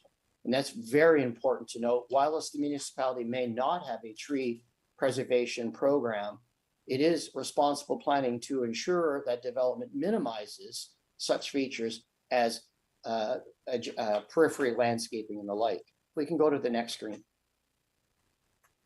Contemplated by this development is a very somewhat modern looking project, what appears to have balconies at the upper portion of the property. And you will note from this very exhibit, which forms part of the urban design brief prepared by Imagineers, is a site completely neutered of landscaping.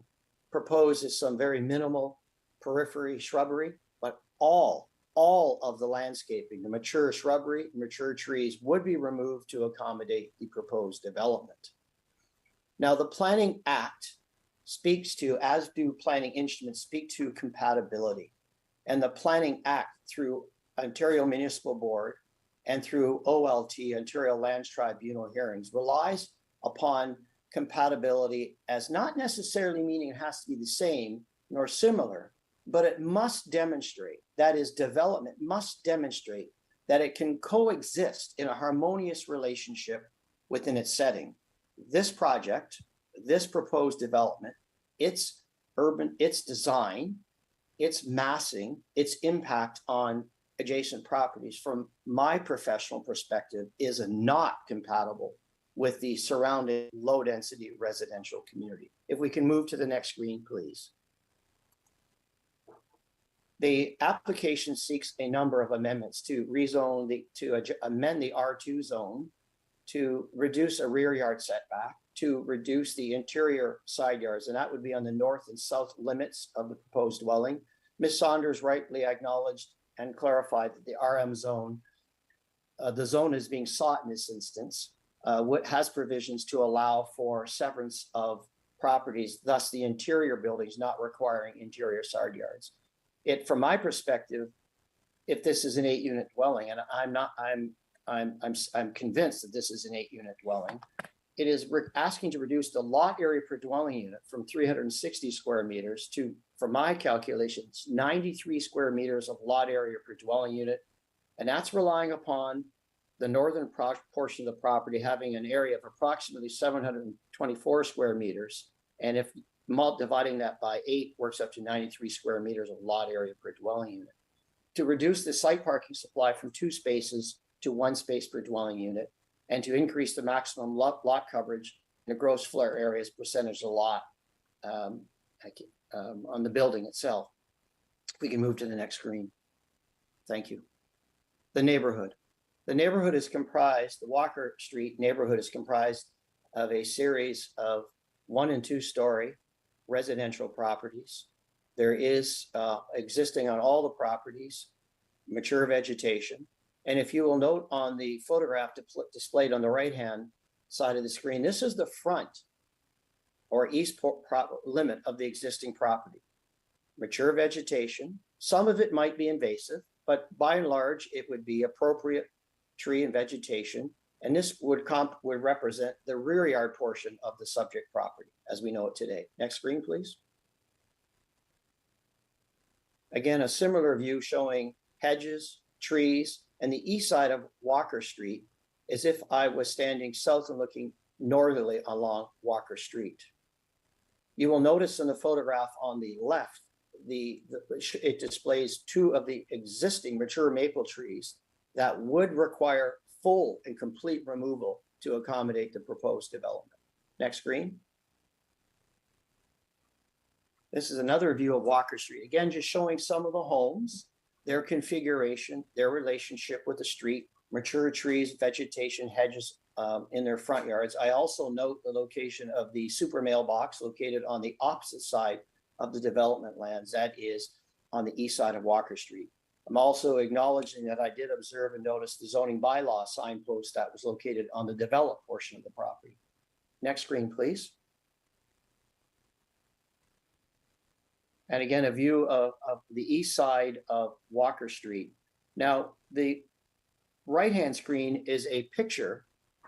Imagine, if you would, I am standing in the rear yard portion of Ms. Tombs' property.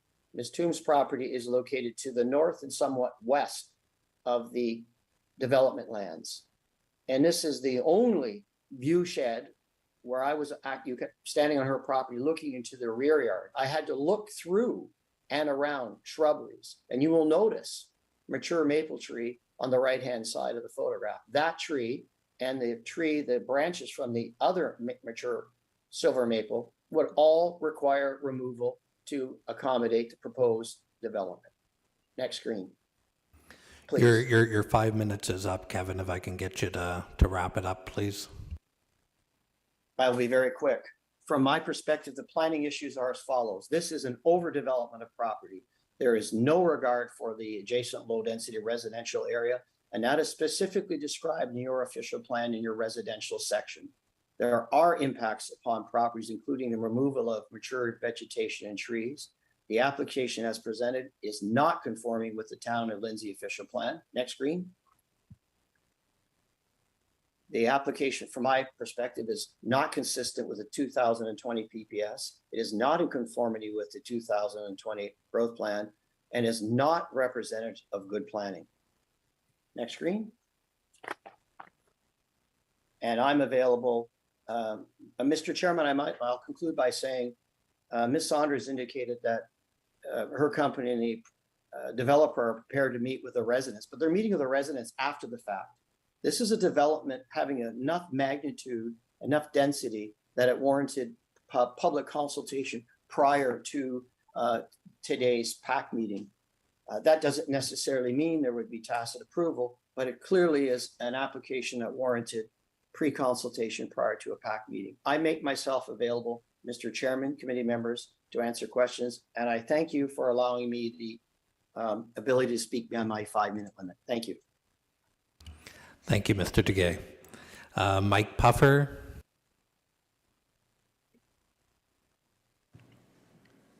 Thank you very much, Councillor Veal. Good afternoon, everyone. I think everyone knows me. I'm Mike Puffer. My wife and I, we live at 12 Walker Street. And I'm here today with many of my neighbors who are here present or online. I just got a note that there's something like 26 of our neighbors are watching this. So your ratings for YouTube will go up. And I'm going to save you a little bit of time in terms of the speaking because our concerns have been expressed so eloquently and clearly by Mr. Duguay. As well, I appreciate Mr. LaHaye's reading of the correspondence that you've received. So you have received copies, just to remind you of the petition that was submitted to the clerk's office. Representatives of all 39 houses on Walker and Charles Streets signed that petition. You received letters, including ones from Mr. Fountain at 9 and Mrs. Tombs at 15 Walker. Those are the owners closest to the proposed development. And just to recap, without trying to be too repetitive, our big concerns, as you've heard, compatibility with the rest of the neighborhood, this proposal. Ms. Saunders, with all due respect, you use the word that this is similar to what's on the street. Your definition of similar and mine are quite different.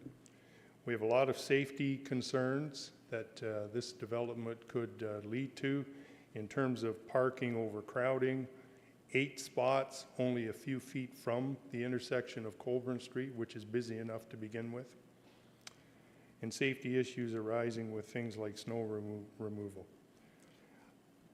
I just want to stress we're not at all anti-development. We're excited about the current and future development projects that are going on in this community. But because there are so many projects currently underway in areas that do jibe with the city's growth plan, we don't see the sense in this proposal whatsoever. I don't know if any of my neighbors want to add anything, but I do want to thank you for your consideration of this important matter and for your time today. Thanks very much, Mr. Puffer. Paul Joliker.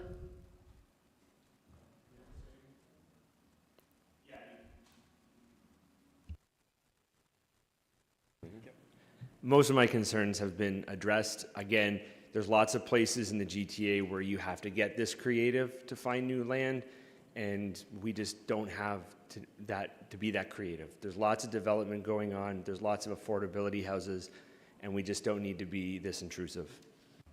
Thank you. Paul McPherson, you're good. Pat McPherson, you're good as well. Thank you. Michael Francis. Okay. Krista McCallum.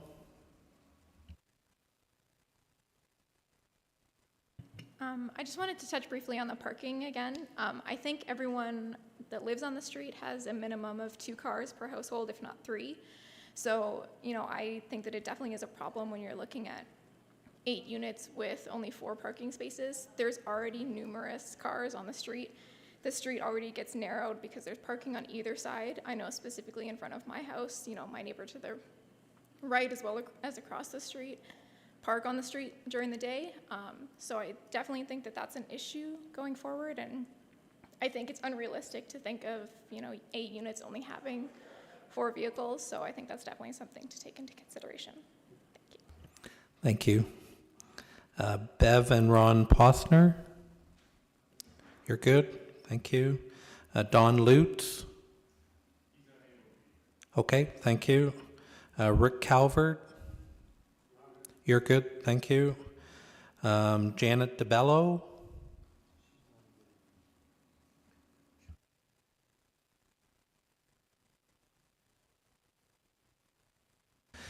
Hey there. Go ahead, Janet. Thank you. My question, I heard previously that notices will be sent out to a radius of 120 meters. Was that the case with Walker Street as well? Can you just quickly answer that, Mark, please?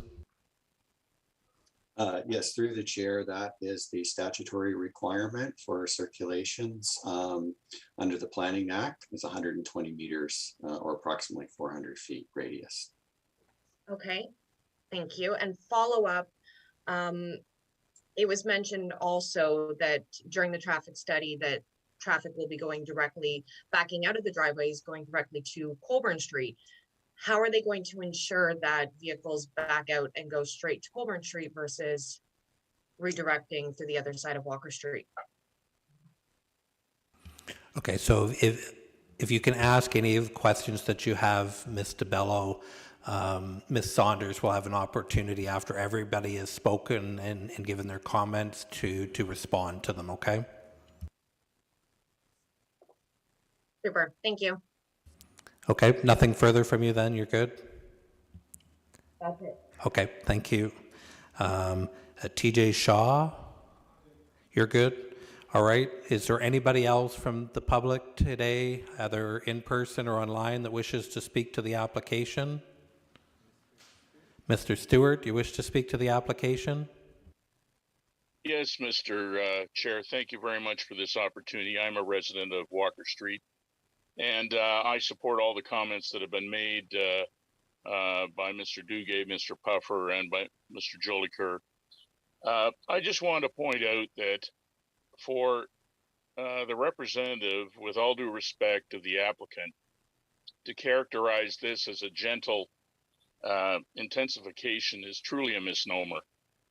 This is an intense intensification of density, and you know, living at the curve where Walker Street comes around before it enters onto Coburn Street, there is already a high volume of traffic that moves down our street. It will increase with the development of the Sugarwood Homes development to our west. And it is difficult sometimes, in fact, most of the times, to make a left-hand turn from Walker Street onto Coburn Street as it is. There's also people accessing the super mailboxes, and they often do so in their vehicles. And that is just going to intensify the traffic jam exactly across from where this proposed development is. We have a lot of children who are going to the local schools trying to cross Coburn Street. We have a lot of people who are trying to access the Heritage Medical Center crossing Coburn Street from our street. And there was last winter, I don't know if you're aware, but there was a fatality on the intersection of Coburn Street and Walker Street. And I think this is truly making this a very dangerous area, more dangerous than it is now. But I just concur with the comments made by Mr. Duguay and by Mr. Puffer and Mr. Jellicoe, and I completely support them, and I thank you for the opportunity to address the committee. Thank you, Mr. Stewart. Is there anyone else from the public wishing to speak to the application today? I'll call a final time. Anyone else from the public wishing to speak to this application? Okay, seeing and hearing none. Ms. Saunders, would you like an opportunity to respond to some of the questions and comments? Certainly, thank you. I just want to address a couple things because they felt a little like accusations, so I just want to make sure I'm clear in my intent and comments related to this application. So I'll start with those and then I'll go to the general questions. So first and foremost, Kevin appeared to disagree with my statements related to lot coverage and tried to imply that I was intentionally circumventing the way that it's done in planning. So I'll just clarify that point. So the intent here was to compare this development to what currently could happen in existing zoning so that I could assess what was appropriate and compatible with the neighborhood.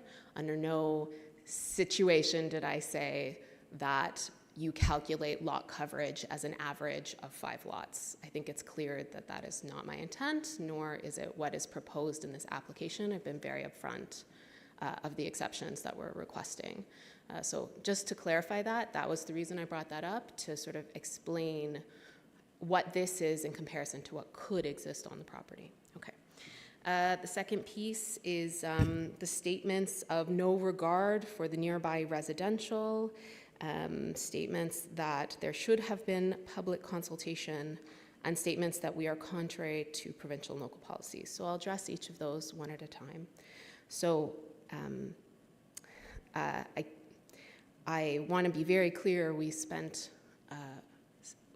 significant time thinking about neighbors in this. We have to write a planning justification report to explain why we believe it is appropriate. I've also spent time to explain here how we can proceed to address things that are typically done at site plan now so that the neighbors have assurances that their views would be protected in the long term with the development. I've also proposed to change the building design. And so again, I believe that's a mischaracterization of my intent through this process. The statement that there should have been public consultation before. My background is in public consultation. I would have been happy to provide that open house. To be honest, there was a couple factors. There was COVID, but realistically, I didn't actually realize there would be this amount of concern regarding the application. I received these comments from Friday to Tuesday. Got a bit caught off guard by it. That said, there's never any attempt to circumvent the public process or the ability of the public to comment. The intent of these public meetings is to ensure that we get public comments so that we can address them before a decision is made. And that's true for both us as consultants and you as the planning committee. And so I just want to clarify that I have offered to have additional consultation and to make amendments based on the comments that I've received. I take that very seriously, and so I want to clarify that matter. Regarding compliance with provincial and local policies, so there was a statement by Kevin Duguay that we do not meet growth plan, provincial plan, official plan, or zoning bylaw policies or their intent. So I just want to clarify, in reviewing the planning justification report that was provided, the crux of that argument is simply, is it appropriate? So every policy that he's referring to is this an appropriate development for the area? Kevin and I have a difference of opinion as to what is an appropriate level of density, and we disagree that this is contrary to those policies. That said, we acknowledge that the neighbors and the public are concerned, and are happy to spend time to attempt to address those comments, to address those issues, to ensure it's compatible with the neighborhood, and frankly, so that it isn't frustrating the neighbors through this process. I also want to make a statement. There was a statement that I stated that this is similar to nearby development. Again, that's not what I was intending. Again, I said this is an intensification. It is not the same as the nearby development. I characterized it as 20% larger than the average building envelope, and 33% wider and 6 meters wider than the house to the north. So I was explaining what this looks like in scope in comparison to the nearby buildings. I also explained that the zoning allows a certain coverage, which is actually more than what we're proposing. So we are actually meeting the current requirements in coverage. So I just want to clarify that matter. Under no circumstances was I saying it's the same as what currently exists. We recognize this is we recognize this is intensification, recognizing that the neighbors have an issue with the term gentle, but we do believe it's appropriate for the area. There was a question specifically about Coburn Street and traffic going to Coburn Street. I'll admit that's an assumption. It's Coburn Street's one property away versus Walker Street has to go all the way around 2 curves to get further west. So certainly it's not like you couldn't go the other way. It's just an assumption that people would go directly to Coburn. And to me, that makes sense because they're backing out to go straight without having to take a left turn to go the other direction. With regards to the landscaping and no regards for landscaping, so I'll admit those renderings are not the most fulsome as they potentially should be. There are initial renderings for conceptual plans. Typically, we do more intensive work at site plan. That said, we're happy to provide additional work to address the concerns about landscaping, to address those at this stage instead of detailed design. And that can include keeping some of the existing vegetation, although albeit the center trees that may exist in the property where the building is would obviously not be able to continue, right? So we'll look into that in responses to our public comments. In terms of, I think there was just one more comment. So in terms of the vehicle backup associated with the mailbox, I'll have to take a look at that. I don't know what the issue of that would be or if that would have an effect on this, but I can certainly respond to that before the next planning committee meeting. And then I do also just want to clarify, there was another statement that we're only proposing 4 parking spots. Again, we are proposing 8 parking spots, 1 per unit. So it is not 4 parking spots for 8 units. It is 8 parking spots for 8 units. So just want to clarify that for the planning committee. As a final note, again, we're happy to have that issue resolution meeting. I don't know if that's helpful in this case. I'll certainly host it. I also recognize that it's sort of the principle of this development that appears to be the concern. So we will do our utmost to address concerns that move forward, but we may have a difference of opinion in terms of what principle of development is appropriate in the neighborhood.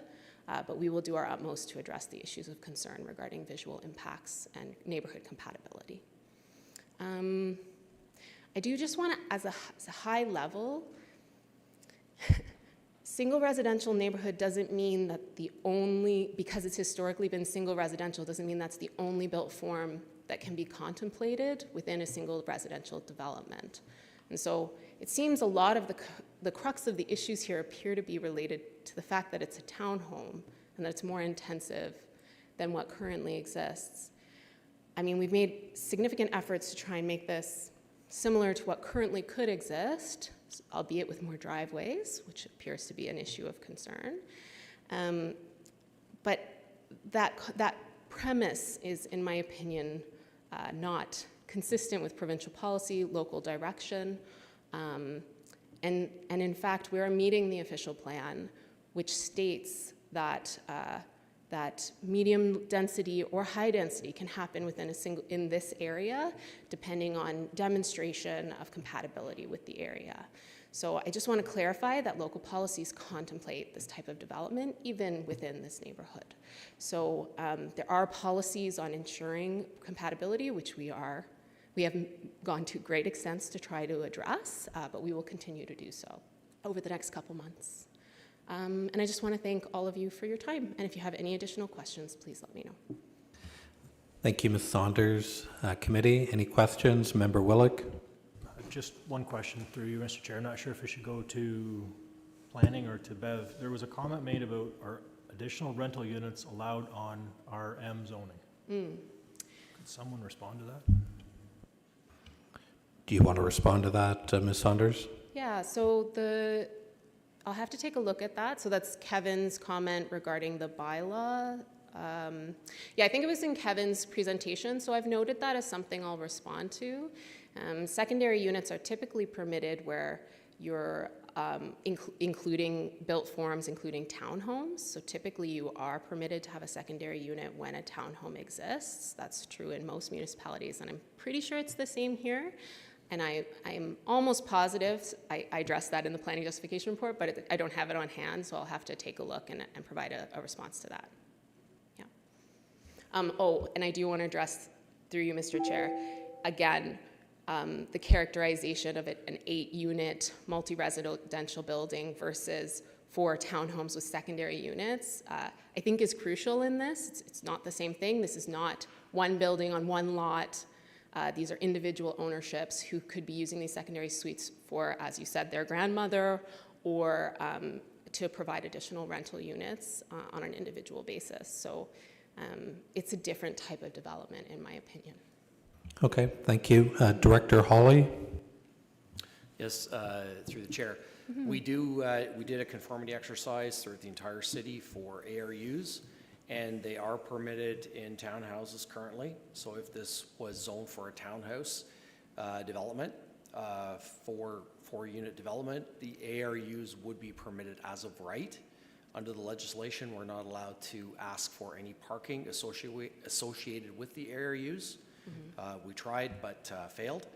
And so from that perspective, the goal of the province is to allow additional housing, but not to necessarily require parking for them. So that's a bit of the background to the ARUs.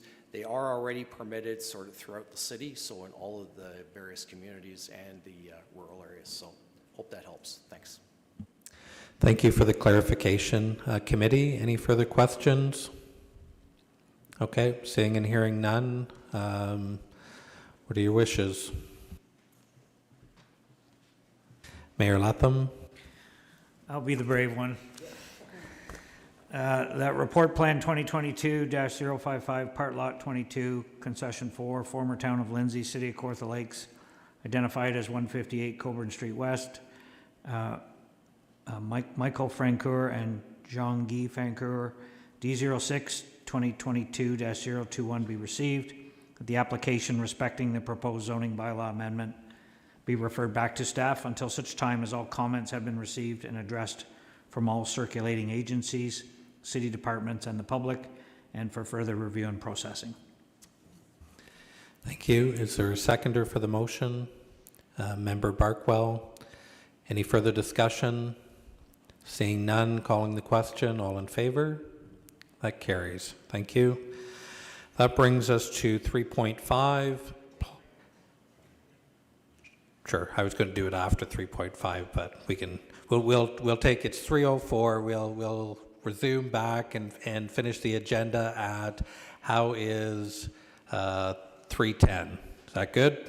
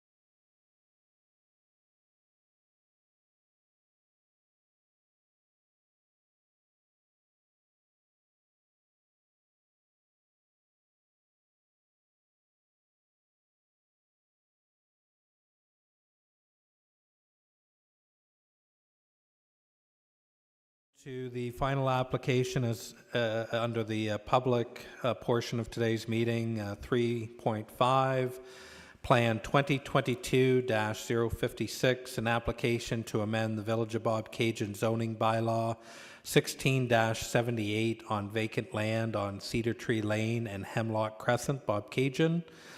Richard Hawley. Good afternoon, members of the committee and members of the public. This application is before you as a public meeting by 1231674 Ontario Inc., also known as the Apex Group. They've purchased land in sort of the east side of Bobcaygeon. Could we have the slide presentation, please? Thank you. These are the subject lands. So it's the extension of Cedar Tree Lane and Hemlock Crescent. Those are unbuilt portions of that original subdivision. A bit of the background on it, there are two plans, Plan 626 and 627. They were originally entered into by the former Village of Bobcaygeon into subdivision agreements, and a portion of this area was built by the previous developer.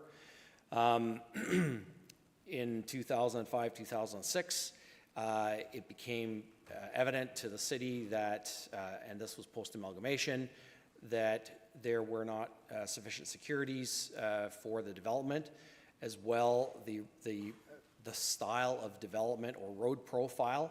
So the original subdivision was an inverted road profile that was no longer acceptable. We wanted a crown, and the developer was not willing to revise the subdivision agreement. So after some long negotiations, the city deemed the development in October of 2006. The matter was finally resolved a number of years ago, and Apex Development Group purchased the property, and they are here today at the public meeting. So there's a couple of things that would happen here. The rezoning application is one part of the development process. If you take a look at the schedule that's on the screen, it's basically one large gray area. So the city owns the actual road allowances. So Cedar Tree Lane and Hemlock Crescent. The other two areas are large development blocks. So the developer has also submitted an application to rescind the deeming bylaw. Basically, then that would lift the deeming bylaw, and then the original lot fabric would be back in place. That application will be before council on September 27th. What that then will allow is it'll allow the developer to actually market and sell the lots individually. You'll see sort of a gap in the area there. That's actually a block for connectivity to the lands to the east. Should that development actually come forward for development, that would be a road connectivity block to the east. Next slide, please. So in terms of official plan, the property is designated urban in the County of Victoria official plan.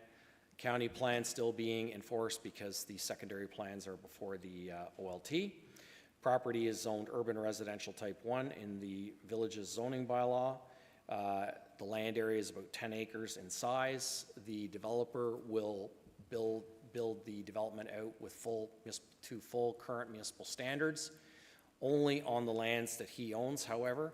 And I'll get into the existing situation in a minute. Surrounding lands to the north, vacant land, possible residential development opportunity.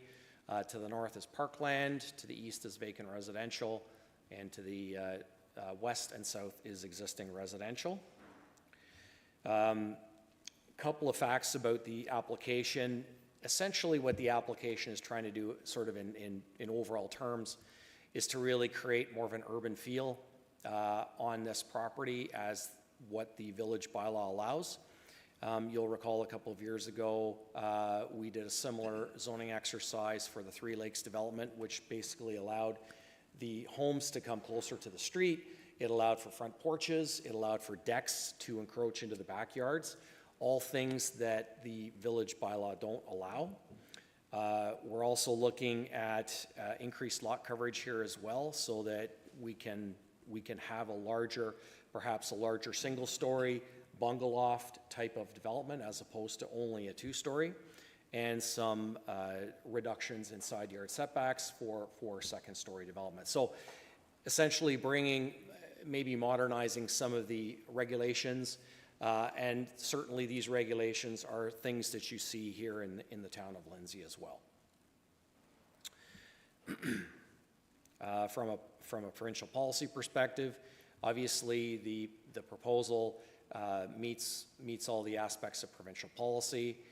We are intensifying lands. We're bringing on more development opportunities.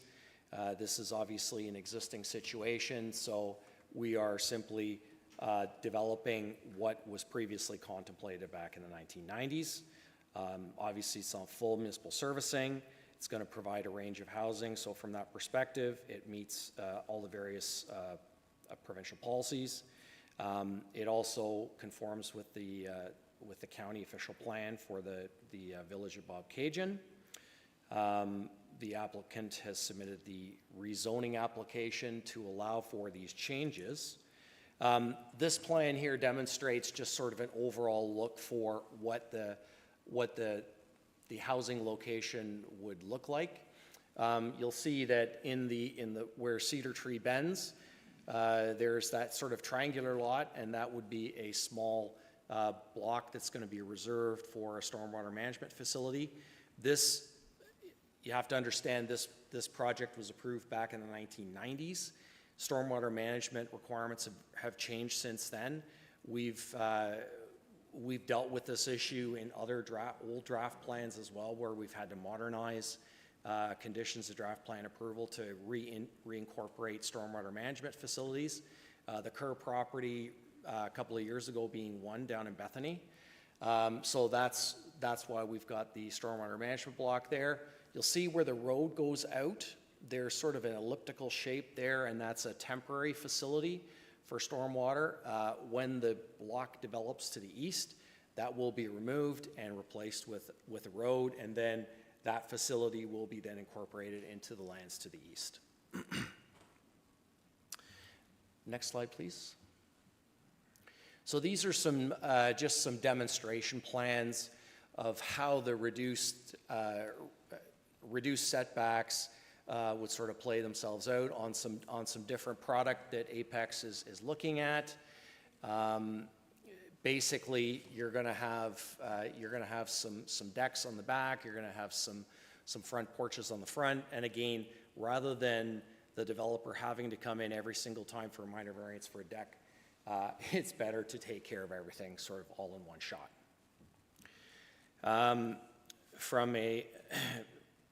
Obviously, the proposal aligns with the city's strategic plan by providing a number of different opportunities and providing an exceptional quality of life with new housing opportunities as well.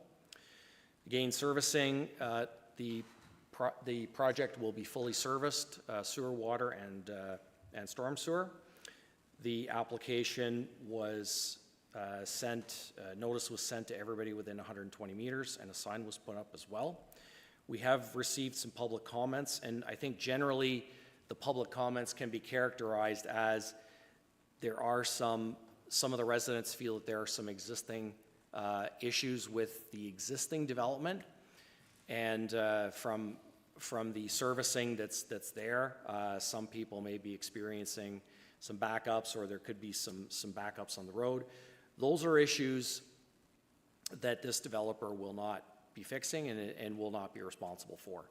If those are issues that are being experienced by the residents, we'll deal with them, and engineering will take a look at them through any upgrades that they may do to the existing street network that's there. The new road sections that are being built through this proposal will be assumed once they're constructed and expected to the city's satisfaction. I don't have an answer for anybody on the existing road segments. That's something that I would have to take a look at and get back to everybody The big question that has come out of all of this is traffic and road safety and the entrance of Cedar Tree onto 36. I think a lot of the commentary has been around, can we get traffic signals at 36 and Cedar Tree? That's something that will really need to be looked at by the engineering department. They're going to have to determine whether there's warrants for that there. They'll have to take a look at costing, and then there's budgeting implications. So if it's not budgeted for, that has to be put into their budget. So that is a question that really has to be looked at sort of separately outside of this process here. Essentially, we're simply looking at, and we didn't actually ask for a traffic study because we're simply reintroducing what was there before. Obviously, a traffic study would have given us some numbers, traffic numbers, but it wouldn't have sort of shown us anything more than what would have been there before. If it would have been high density, obviously we would have looked at the traffic issue a lot more. But because it was just going back to what was there before, we felt that a traffic study wasn't really necessary from that perspective. So in essence, anything that's related to the traffic signalization would be looked at by the engineering department at a future date. The application was sent to various agencies for comments, engineering and corporate assets, and the building department had no concerns with the zoning bylaw amendment. Kawartha Conservation reviewed the proposal and had no direct objections to the proposal, but they've asked for a scoped environmental impact study, and my understanding is the developer has prepared one. And the EIS would look at some small abutting intermittent wetlands. There's also a stormwater management report that they require for review. That is also being sent to them, and they're looking for an erosion sediment control plan for review as well. Now, I should also indicate that the developer has submitted an engineering package for the overall design. That is going to include the scoped EIS, the stormwater management report, as well as the sediment erosion control plan. And this package is basically looking at the design in detail for the road profile and for all the construction of the stormwater facilities as well. So in order to get KRCA's approval, we're putting the holding symbol on the zoning at this time. What the holding symbol will do is that it will be taken off once KRCA is satisfied, once the deeming bylaw has been rescinded, and once we enter into a development agreement with the developer. So this is a little bit of a unique situation in that if you recall the Burkhart subdivision at the north end north of Springdale Gardens, which was also one of the scenarios where it was deemed, we took a very similar approach where they had to enter into a development agreement with us as well to construct all the roads and to provide securities for us as well. So that's a similar process that we're taking here, and hence we're asking for the holding symbol on the zoning. Overall, staff are supportive of the zoning request, and we would basically, provided that there's no public objection or no additional public comments related to the application, staff respectfully recommends that the proposed zoning bylaw amendment be forwarded to council for approval. Thank you. Thank you, Director Hawley. Any questions? Mayor Letham? Thank you. Thank you, Richard. How many new homes are going in here? Is it 50 or 60? 62. 62 new homes. So was the traffic, back when it was, I get your comments about the traffic study, back when it was originally approved, was this traffic study done at that time? That I don't know. You don't know. Why would we not, so a couple questions. Number one, why don't we ask our engineering to do a warrant for a traffic signal with the build out here? And then if it warrants a traffic signal, maybe we can split that cost with the developer. If he's here, maybe we can ask him when he comes to the podium, but, you know, maybe they're willing to contribute to that cost, obviously, they're not responsible for the whole development, but for this portion of it, if it's warranted, maybe they'll pay a portion of it. My second question is, some of the residents on Cedar Tree Lane, will this, I get it's confusing because part of their development isn't even finished from a road perspective, and now we're going to finish the second portion. Will there be a consistency throughout, like Cedar Tree Lane? I mean, the sidewalk stop, the curb stop. Will there be consistency from that point all the way through, so it sort of flows as if it was one subdivision, even though it's been chopped into two? Is that part of the plans to, you know, sort of continue it off and make it, it's not going to look like two separate subdivisions when it's completed? My understanding is that engineering does plan to make some upgrades. I don't know when that is, at what time that's scheduled on their work program, but I know that we've had some discussions with the engineering department about that to make some of those upgrades, but I'm not aware when they're looking to do that. And if I can, I get that the new, you know, this developer isn't responsible for upgrades to the old subdivision. I don't want to call it old, but the previous subdivision. But it would make sense that our engineering would look at it, and if we're going to have these new sidewalks and new curbs flowing through the new subdivision, you know, maybe we can upgrade what we're doing on our end, and it would make sense to do it at the same time. So I understand you're not in engineering, so I won't put that to you, but I would like some feedback on the warrant for a traffic signal. I mean, I think that's warranted. You know, whether it's needed or not, I think we should.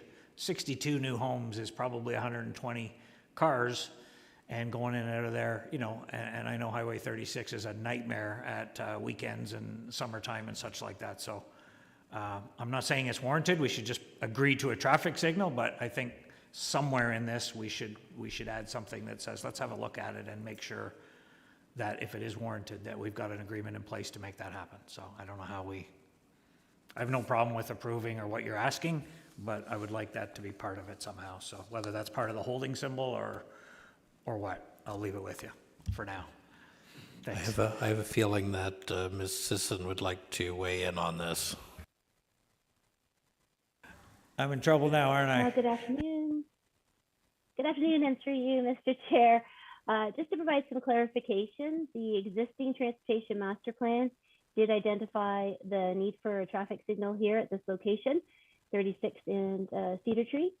The timing would obviously be dependent on where we are with development, et cetera. And I am sure this is one of the intersections that will be revisited in the update to the transportation master plan, which is planned to start, as I understand it, later this year. In addition, as per our, there were intersection improvements required through the transportation master plan, but as I say, the update to the transportation master plan will have an opportunity to revisit this particular location and determine what is needed. Respectfully, things do change over time, and clearly we need to look at that through the new transportation master plan. The other item with respect to the curb and the sidewalk is the anticipation, and as discussed through the assumption bylaw for the existing piece of Cedar Tree and Birch Crescent that we had done last year, we would be looking to continue the sidewalk in the same location as is currently there. So that capital project, you typically can't be doing two projects at the same time in the same location. So we would want to stage that with respect to the development. So the timing will be dependent on how quickly this developer moves forward with their plan. We also need to see the detailed engineering design and review that so that we can determine what the transition will be between the new part that the developer is responsible for and the piece that the city has assumed, and then connect that back to the existing road cross-section that exists where we've already updated the road to the west of this location. Thank you, Christina. Impeccable timing as always. I think I got what I needed. Thank you. Sounds like everything's being addressed, and that's all I was wondering, that, you know, we're not going to chop this up into pieces. So it sounds like they know what they're doing, so I'm good. Councillor Seymour Fagan. Perfect, and thank you, Mayor Letham, for that. I have a question, Christina. Are you back? just quick. Just on the updated transportation master plan, when it will be here. Do you know, Richard? Through the chair, I'm not sure whether that project has been initiated yet at this time. I know the servicing master plan has been started, but I'm not sure that the transportation master plan has been initiated yet.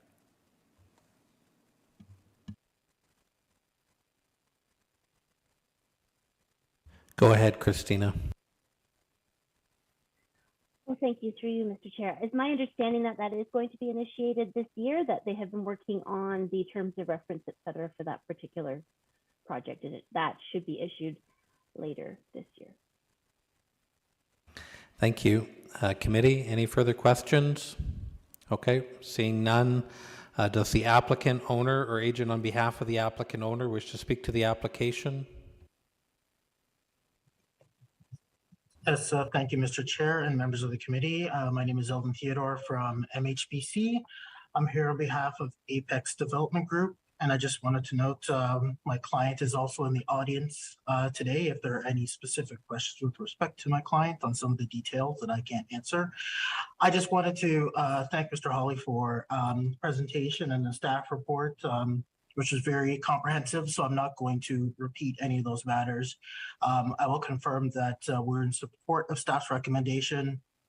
This is a legacy subdivision that is being reintroduced. The zoning that we're seeking is simply to provide flexibility, particularly as it relates to bungalows, which is a desirable housing form. And as mentioned, this is a quite similar approach in terms of the relief that we're seeking in comparison to the Three Lakes subdivision to the west of this subdivision. We're comfortable with the holding provision in terms of maintaining those components, and I'd like to thank Ms. Session for her responses with respect to transportation. And I'm happy to answer any questions that you may have. Thank you. Thank you. Committee, any questions at this time? Okay, seeing none. Is there anyone from the public wishing to speak to the application? Go ahead, Mr. Spriggs.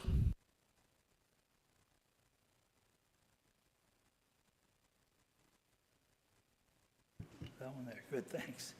Hi, members of the committee, Mr. Chairman. My name is Hugh Spriggs. I have had the pleasure of being involved in this since 2020, believe it or not. The Honorable Mayor Latham and I sat in my front lawn looking at this situation concerning the road, and that got me very much involved in the road process, which has been deferred for 15 years. And then along comes a gentleman from Apex who's bought the property, and we've had a group of us, a self-appointed committee, have had the opportunity to meet with Michael, and we're satisfied that being the gentleman that he is, the project will go ahead with Richard Hawley's oversight. We'll see very much improved situation in our subdivision. But my purpose, besides giving accolades to people who deserve it, is to talk about the transportation study. I've been so involved with transportation studies in 41 years of my career that I know that they can create what they want. We need the lights now, not tomorrow, not yesterday, but right now will be just fine. Whether they're temporary lights or they're permanent lights, you have to live in our shoes. And I'm going to give you a kind of a little list of things that, so you've got left turns to Fenelon Falls from northbound, coming over the bridge with a grade separation just beyond the north limits of, or south limits of Riverside. There's a volume that would justify the traffic signals right now, in my opinion.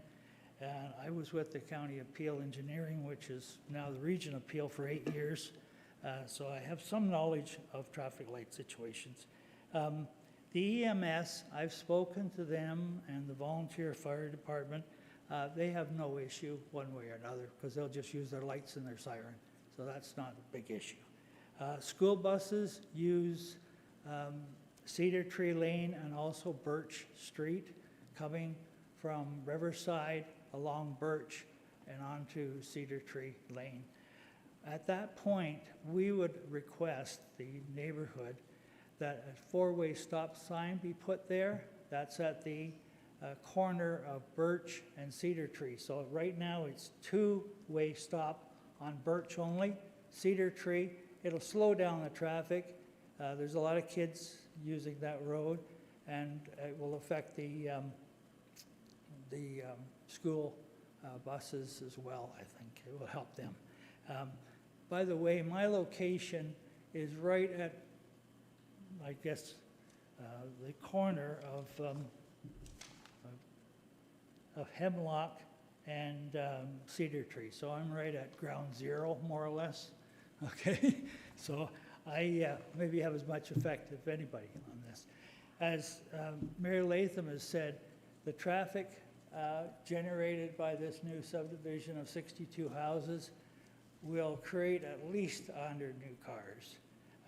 Right now, we are waiting about 5 minutes to make a left turn out of Cedar Tree onto 36. The trucks using are coming in for the development, and I've talked to Michael about this. His trucks will be impeded as well by the volume of traffic just using naturally Cedar Tree. So I believe, speaking for him, we're both asking for temporary lights, if that's possible, to create a safe environment right now, because there's a lot of people who are complaining about making these left turns. The addition, we have waited 15 years, because it's my understanding that lights were considered when this development was first initiated in roughly 2005-06. Riverside should benefit from these lights as well, because there's a bridge, as you well know, over the Trent Severn, and when you're coming northbound, you're impeded by a elevation, and there's been accidents at that corner because of that. And so I'm not suggesting lights there, lights at Cedar Tree. It will also, if this is a good statement to make, it will slow down the truck traffic. And we're looking at another application of a major quarry up in that area. So that's going to bring like 24 trucks an hour. So the more we slow them down, the better it'll be. But that's my personal opinion. So I would ask respectfully that you put through a motion. I know the next council isn't going to be able to expend more than $50,000 from what I've read in the paper, but if you could put through a strong recommendation for traffic lights at that intersection, the residents who I represent, about 100 people right now, they are all 100% in favor of those traffic lights. Thank you very much for your attention. If I can answer any of your questions as a local resident, I'd be more than happy to. Thank you, Mr. Spriggs. Councillor Seymour Fagan. I don't have a question because I've spoken to Mr. Springs several times. I just wanted to say thank you, because most people are against development and very adamant against it. So to have someone working with the developer and coming up with solutions is a breath of fresh air. So we appreciate it. Well, so thank you. If I may just add to that, I think I can thank my new friend over here. He met with us a couple of times, and this is something that I had petitioned, and you'll see it in my correspondence where we get together with the developer. We ironed out our differences. I mean, I had a lot of questions here, but we have actually found that he's done some things that we've asked him to do and got back to us, and we're grateful for that, and we're supporting him. And it's not like the application you had before us. It's a little different. Yeah. Sorry. It's fantastic, so thank you, Thank yeah. you. Thank Because you. even, it was last spring, we didn't know who the developer was, so, great job. Thanks. Mayor Latham. Hugh, if you're good friends with a developer, would you ask him if he'd pay for part of the traffic light? I'll leave it with you. No, I think you can already ask him.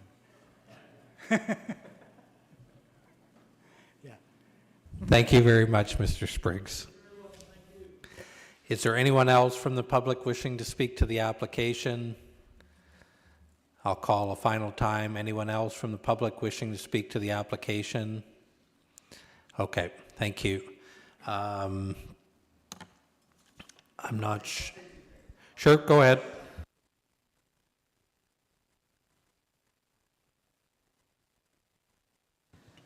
Mr. Speaker, my name is Michael Spinoza.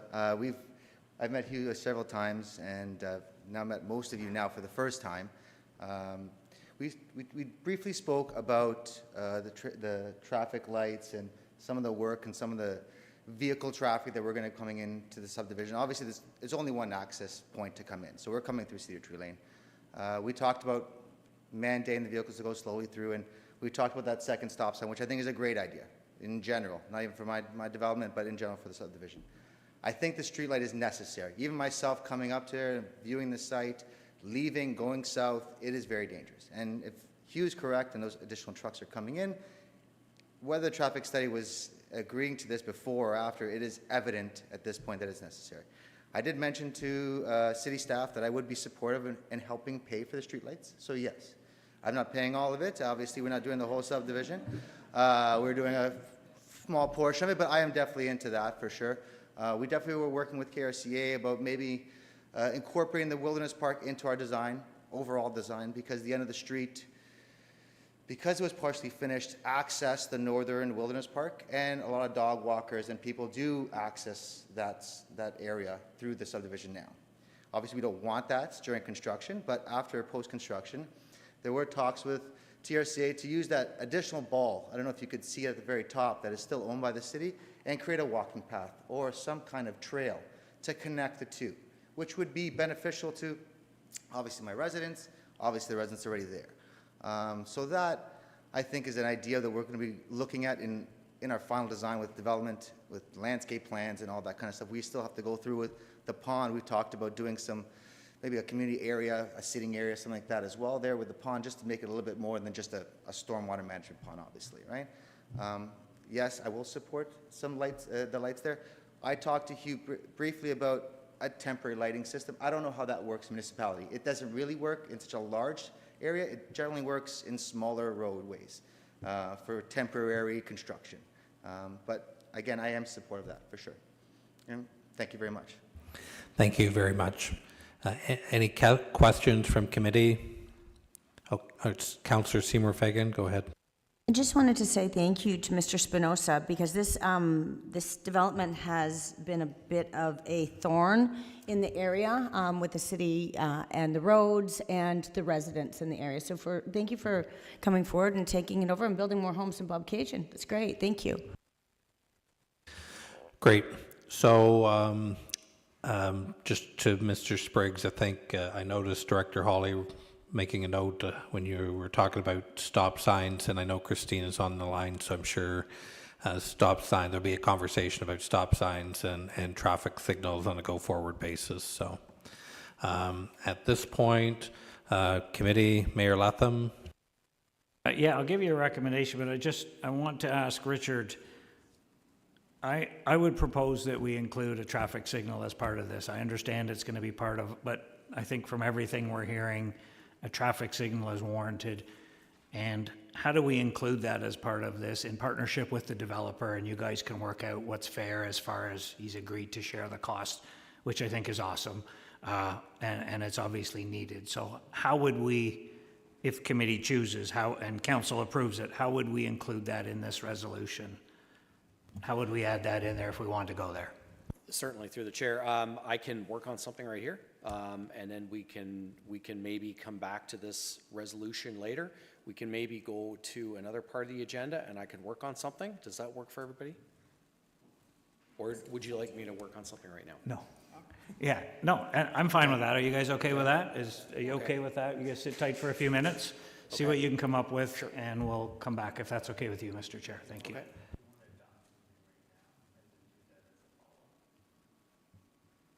I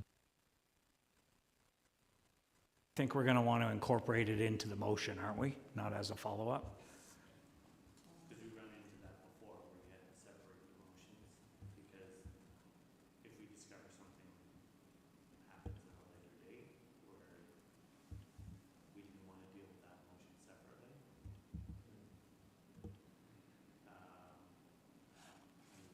How long do you need, Richard, to come up with something?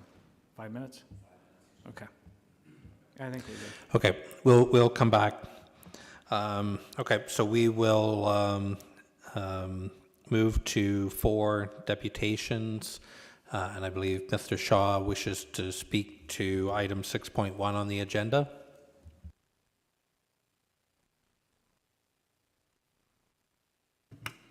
Hello again, committee, Mr. Chairman. My name is Tejas Shah. I am a resident in Lindsay since 2004, 18 years here, establishing roots in town, raising a family, and operating a successful business. Regarding this application, well, not this one on the screen though, but 69 and 71 South Lindsay Street South? Yeah. I'd like to say, I feel very connected to this town and to the need for its growth. I welcome growth. I welcome new businesses. I am an existing business owner in this space, so I do not want people to feel there's a stigma that I'm against this, but I just want it to be done with sound studies, because I know when we developed our station, we were held to certain studies, and I don't know if this location has had a sound study done for the car wash that they are proposing to put on there. It's in a residential area, car wash, blow dryers on and off, on and off. It's quite intrusive, invasive. People are living right beside and people are living behind.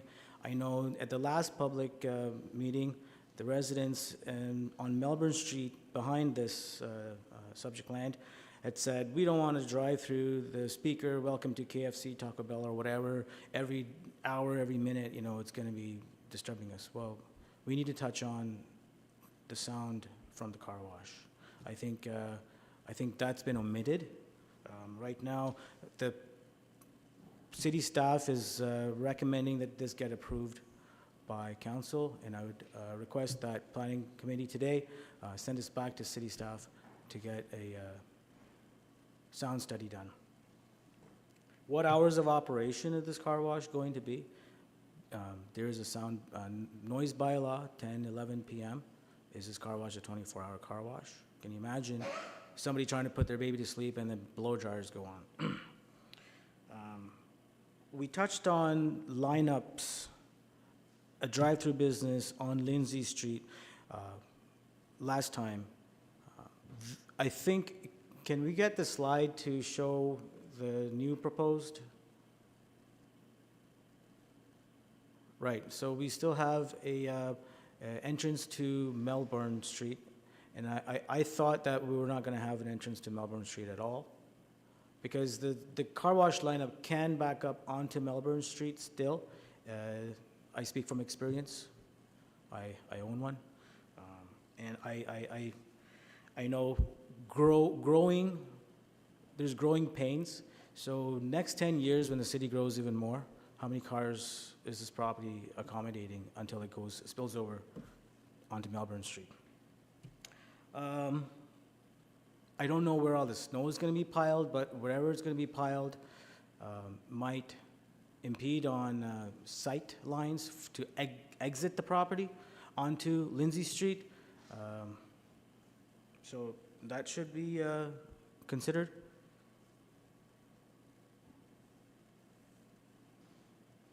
Basically, and that's it. I just don't want to be mistaken or I'm not against the development, I'm just, I know what standards I had to go through. I just want them to go through the same. Thank you. Okay, thank you, Mr. Shaw. Can I have a motion to receive the deputation? Councillor Seymour Fagan, seconded by Mayor Latham. Any discussion? Councillor Seymour Fagan. I just have a question for Mr. Shaw.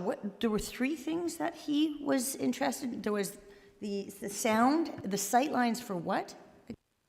Oh, we're, the snow, if you go back to where the development is, yeah, there. So, okay, so we have, where the car wash building is exactly on the south side, right adjacent to it is a house and whatnot, but there's a drive-through lane, and that's gonna be cleared. Where does all that snow go? So many parking spots. It's well done. Pump lanes and everything. Tank farm right there to the east side near the Lindsay Street.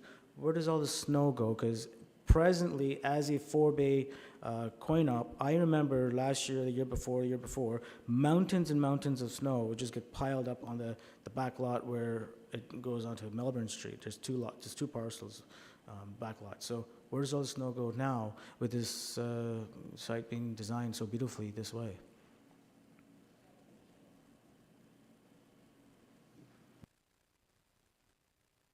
I have a question for Mr. Hawley. Do we normally deal with that in site plan with snow removal, et cetera? I don't even know. Through the chair to the councillor, yes, we do look at snow storage as part of site plan approval. That's correct. Yes. Okay, any further discussion? Calling the question, all in favor? That carries. Thank you. Joel, any correspondence today? None? Nobody loves us.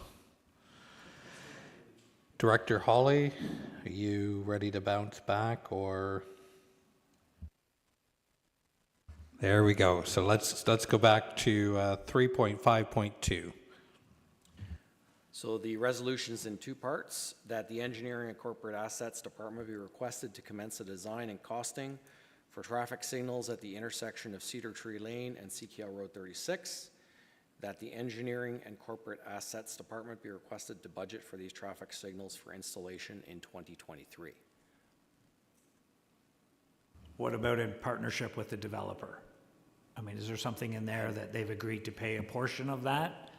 And you guys can work that out with them. We don't need to have that in the resolution, but.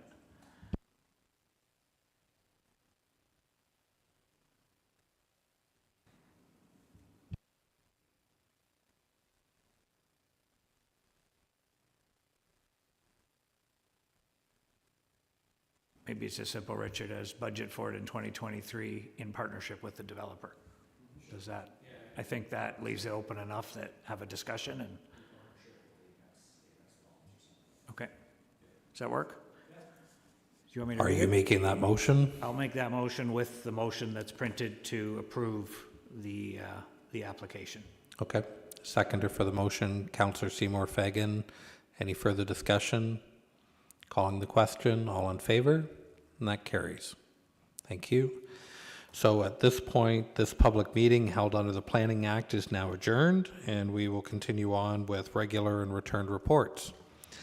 That brings us to 6.1, Plan 2022-053, an application to amend the Town of Lindsay Official Plan and Zoning Bylaw 2000-75 at 69 to 71 Lindsay Street South, Lindsay, Ontario. Jonathan, the floor is yours. Thank you, folks. Thank you, Planning Advisory Committee and Mr. Chair. Yes, so this Mr. Shaw provided a nice segue into this report. So in March of this year, staff received an official plan amendment and zoning bylaw amendment for the subject site to permit the redevelopment of the site into a car wash with a convenience store with car wash, gas bar, and restaurant with a drive-through also being attached to that restaurant. Following the public meeting that was held in March and following conversations with the applicant and the property owner, we have there's been a revision to the site plan, which includes the removal of the restaurant drive-through. The restaurant is still proposed to be there.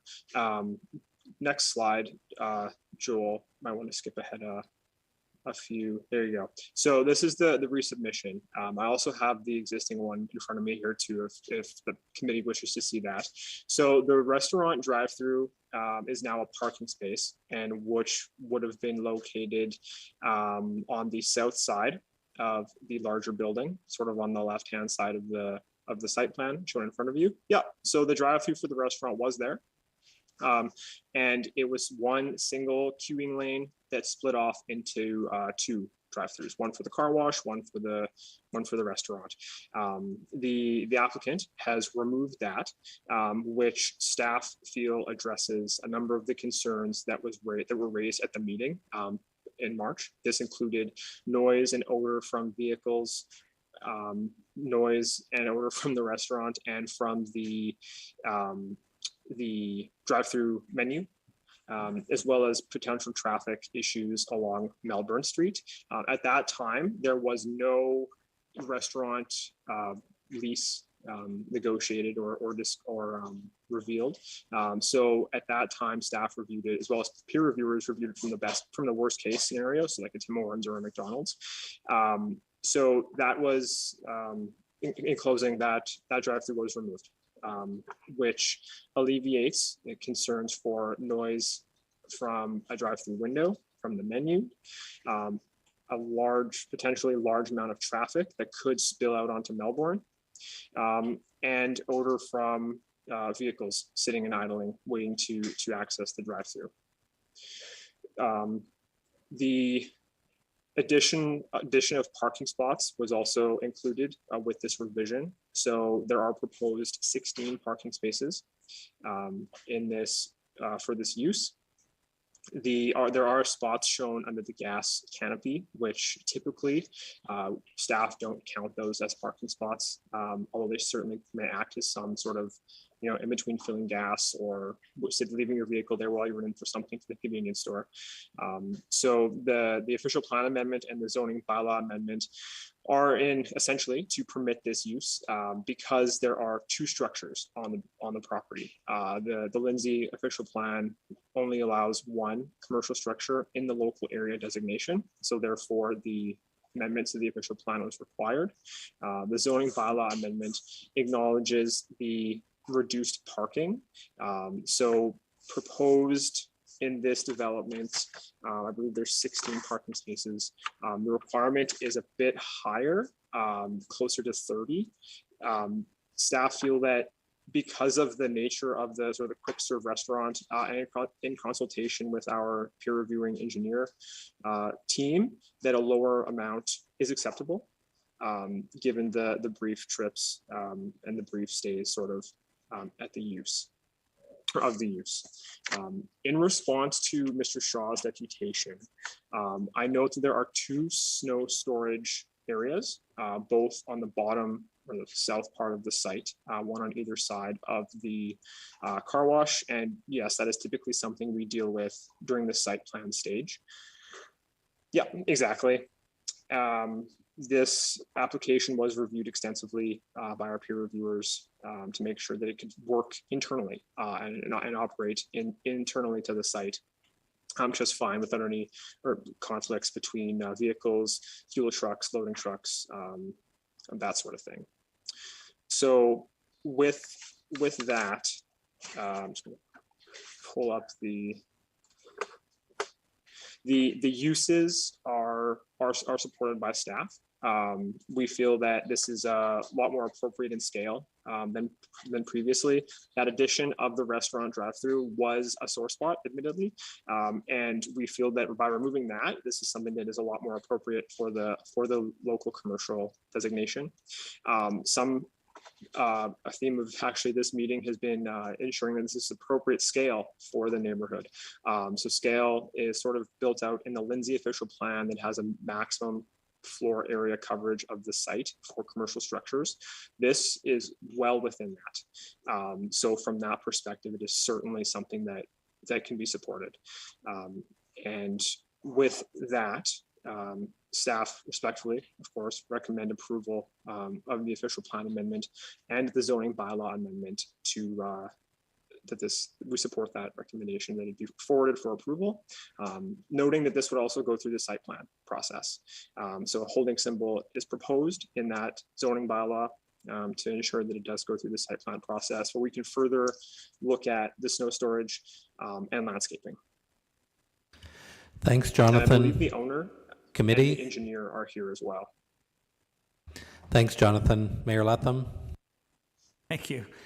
So a couple of questions, Jonathan. I know on the previous, when this application came forward previously, there was a residential lot sort of at the west end along Melbourne Street. Wasn't there an extra lot there? I don't want to say residential, but there was a proposal and they were incorporating the drive-through into that sort of extra lot that abutted against the residential properties at the west. Yes, sorry. So is this? Yes. Exactly. So is this development, this proposal is utilizing both those lots, correct?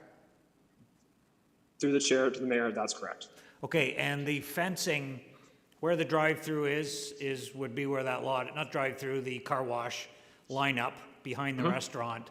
So is there, I can't tell from the drawing, but one of the concerns from residents was fencing, a bit of a sound barrier, more for the drive-through restaurant, but still with exhaust and stuff with cars waiting to go in the car wash.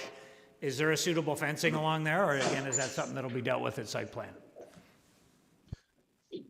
That certainly was a concern raised by residents, and yes, that is something we will be dealing with during the site plan stage, whether it's some sort of wood fencing or increased landscaping or what have you. But that is something we will cover during the site plan stage.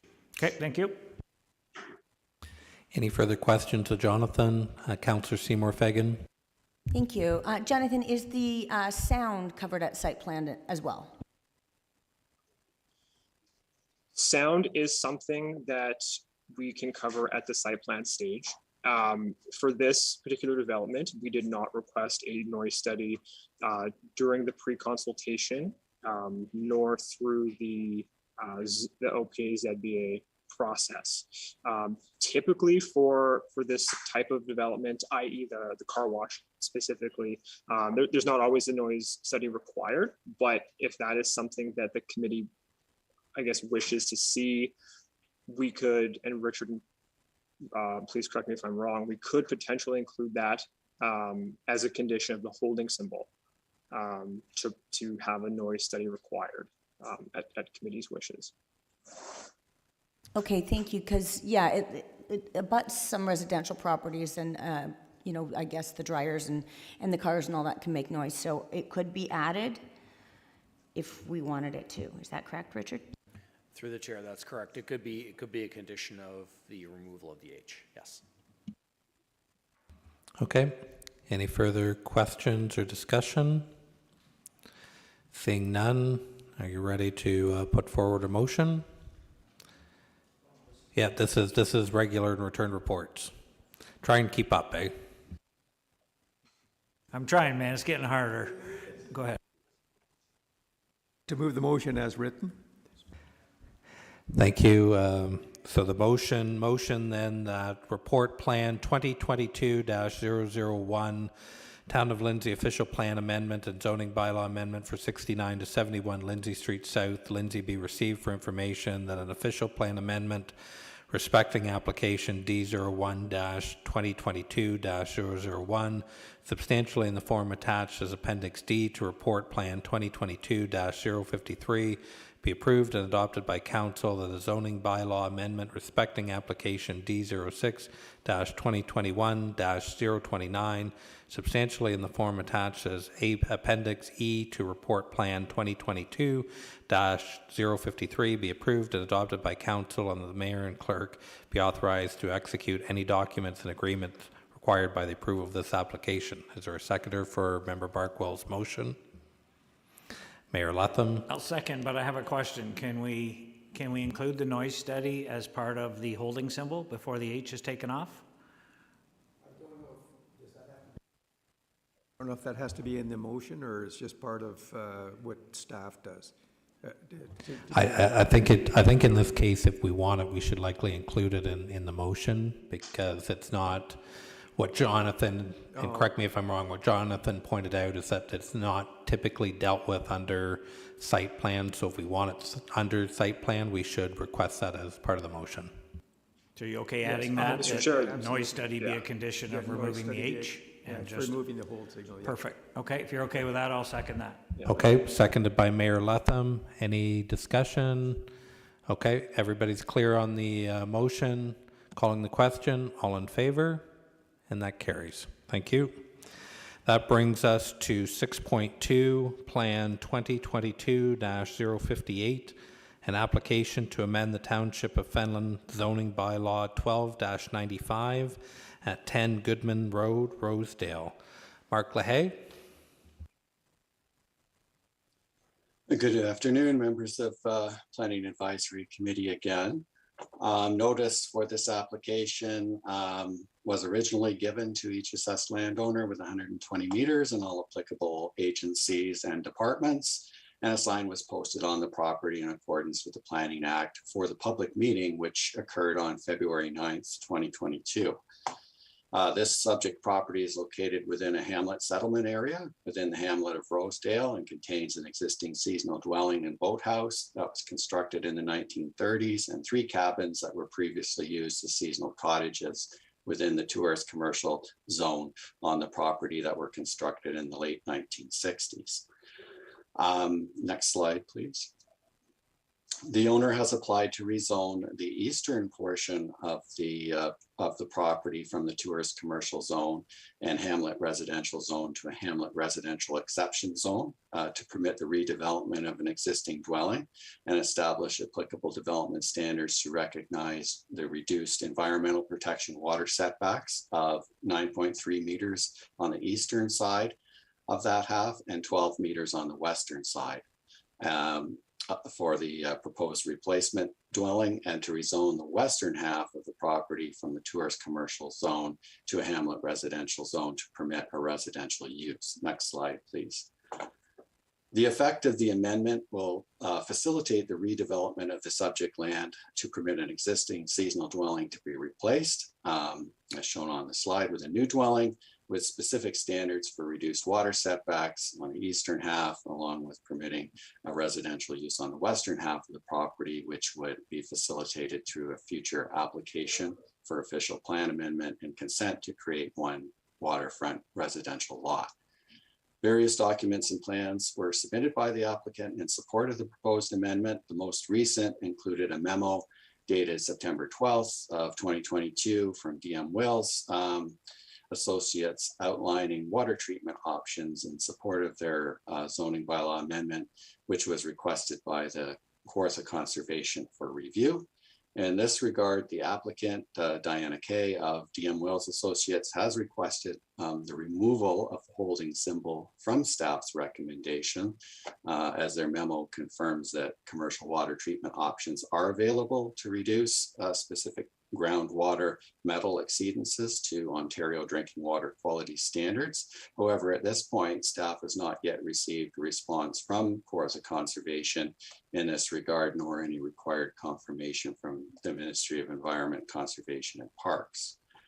This application has been evaluated for determining conformity to the policies of the growth plan, as well as consistency with the provincial policy statement and conformity to the policies of the City of Kawartha Lakes official plan, including relating to an expansion or reconstruction of existing buildings and structures or dwellings that are permitted uses within this 30-meter policy setback to the water. As noted, comments received from Kawartha Conservation indicated that their primary concern is with the shallow groundwater investigation due to exceedances of certain contaminants, in which they indicated may require further investigation, mitigation, or remediation, and follow up with the Ministry of Environment, Conservation and Parks. Further discussions with Kawartha Conservation and the MECP on this matter have been held. And the holding symbol that's proposed with the zoning bylaw amendment will be used to ensure that any required measures are implemented to reduce any potential risk to human and environmental health to satisfy Kawartha Conservation and/or the Ministry of the Environment, Conservation and Parks prior to development. The background information that has been submitted in support of this application has been submitted to all the appropriate agencies and city departments for review and comment. And comments have been received from all required circulating agencies, including Trent Severn Waterway, and comments that have been received from Kawartha Conservation resulted in further review and response from the applicant, including meetings that were held with Kawartha Conservation and the Ministry of Environment, Conservation and Parks.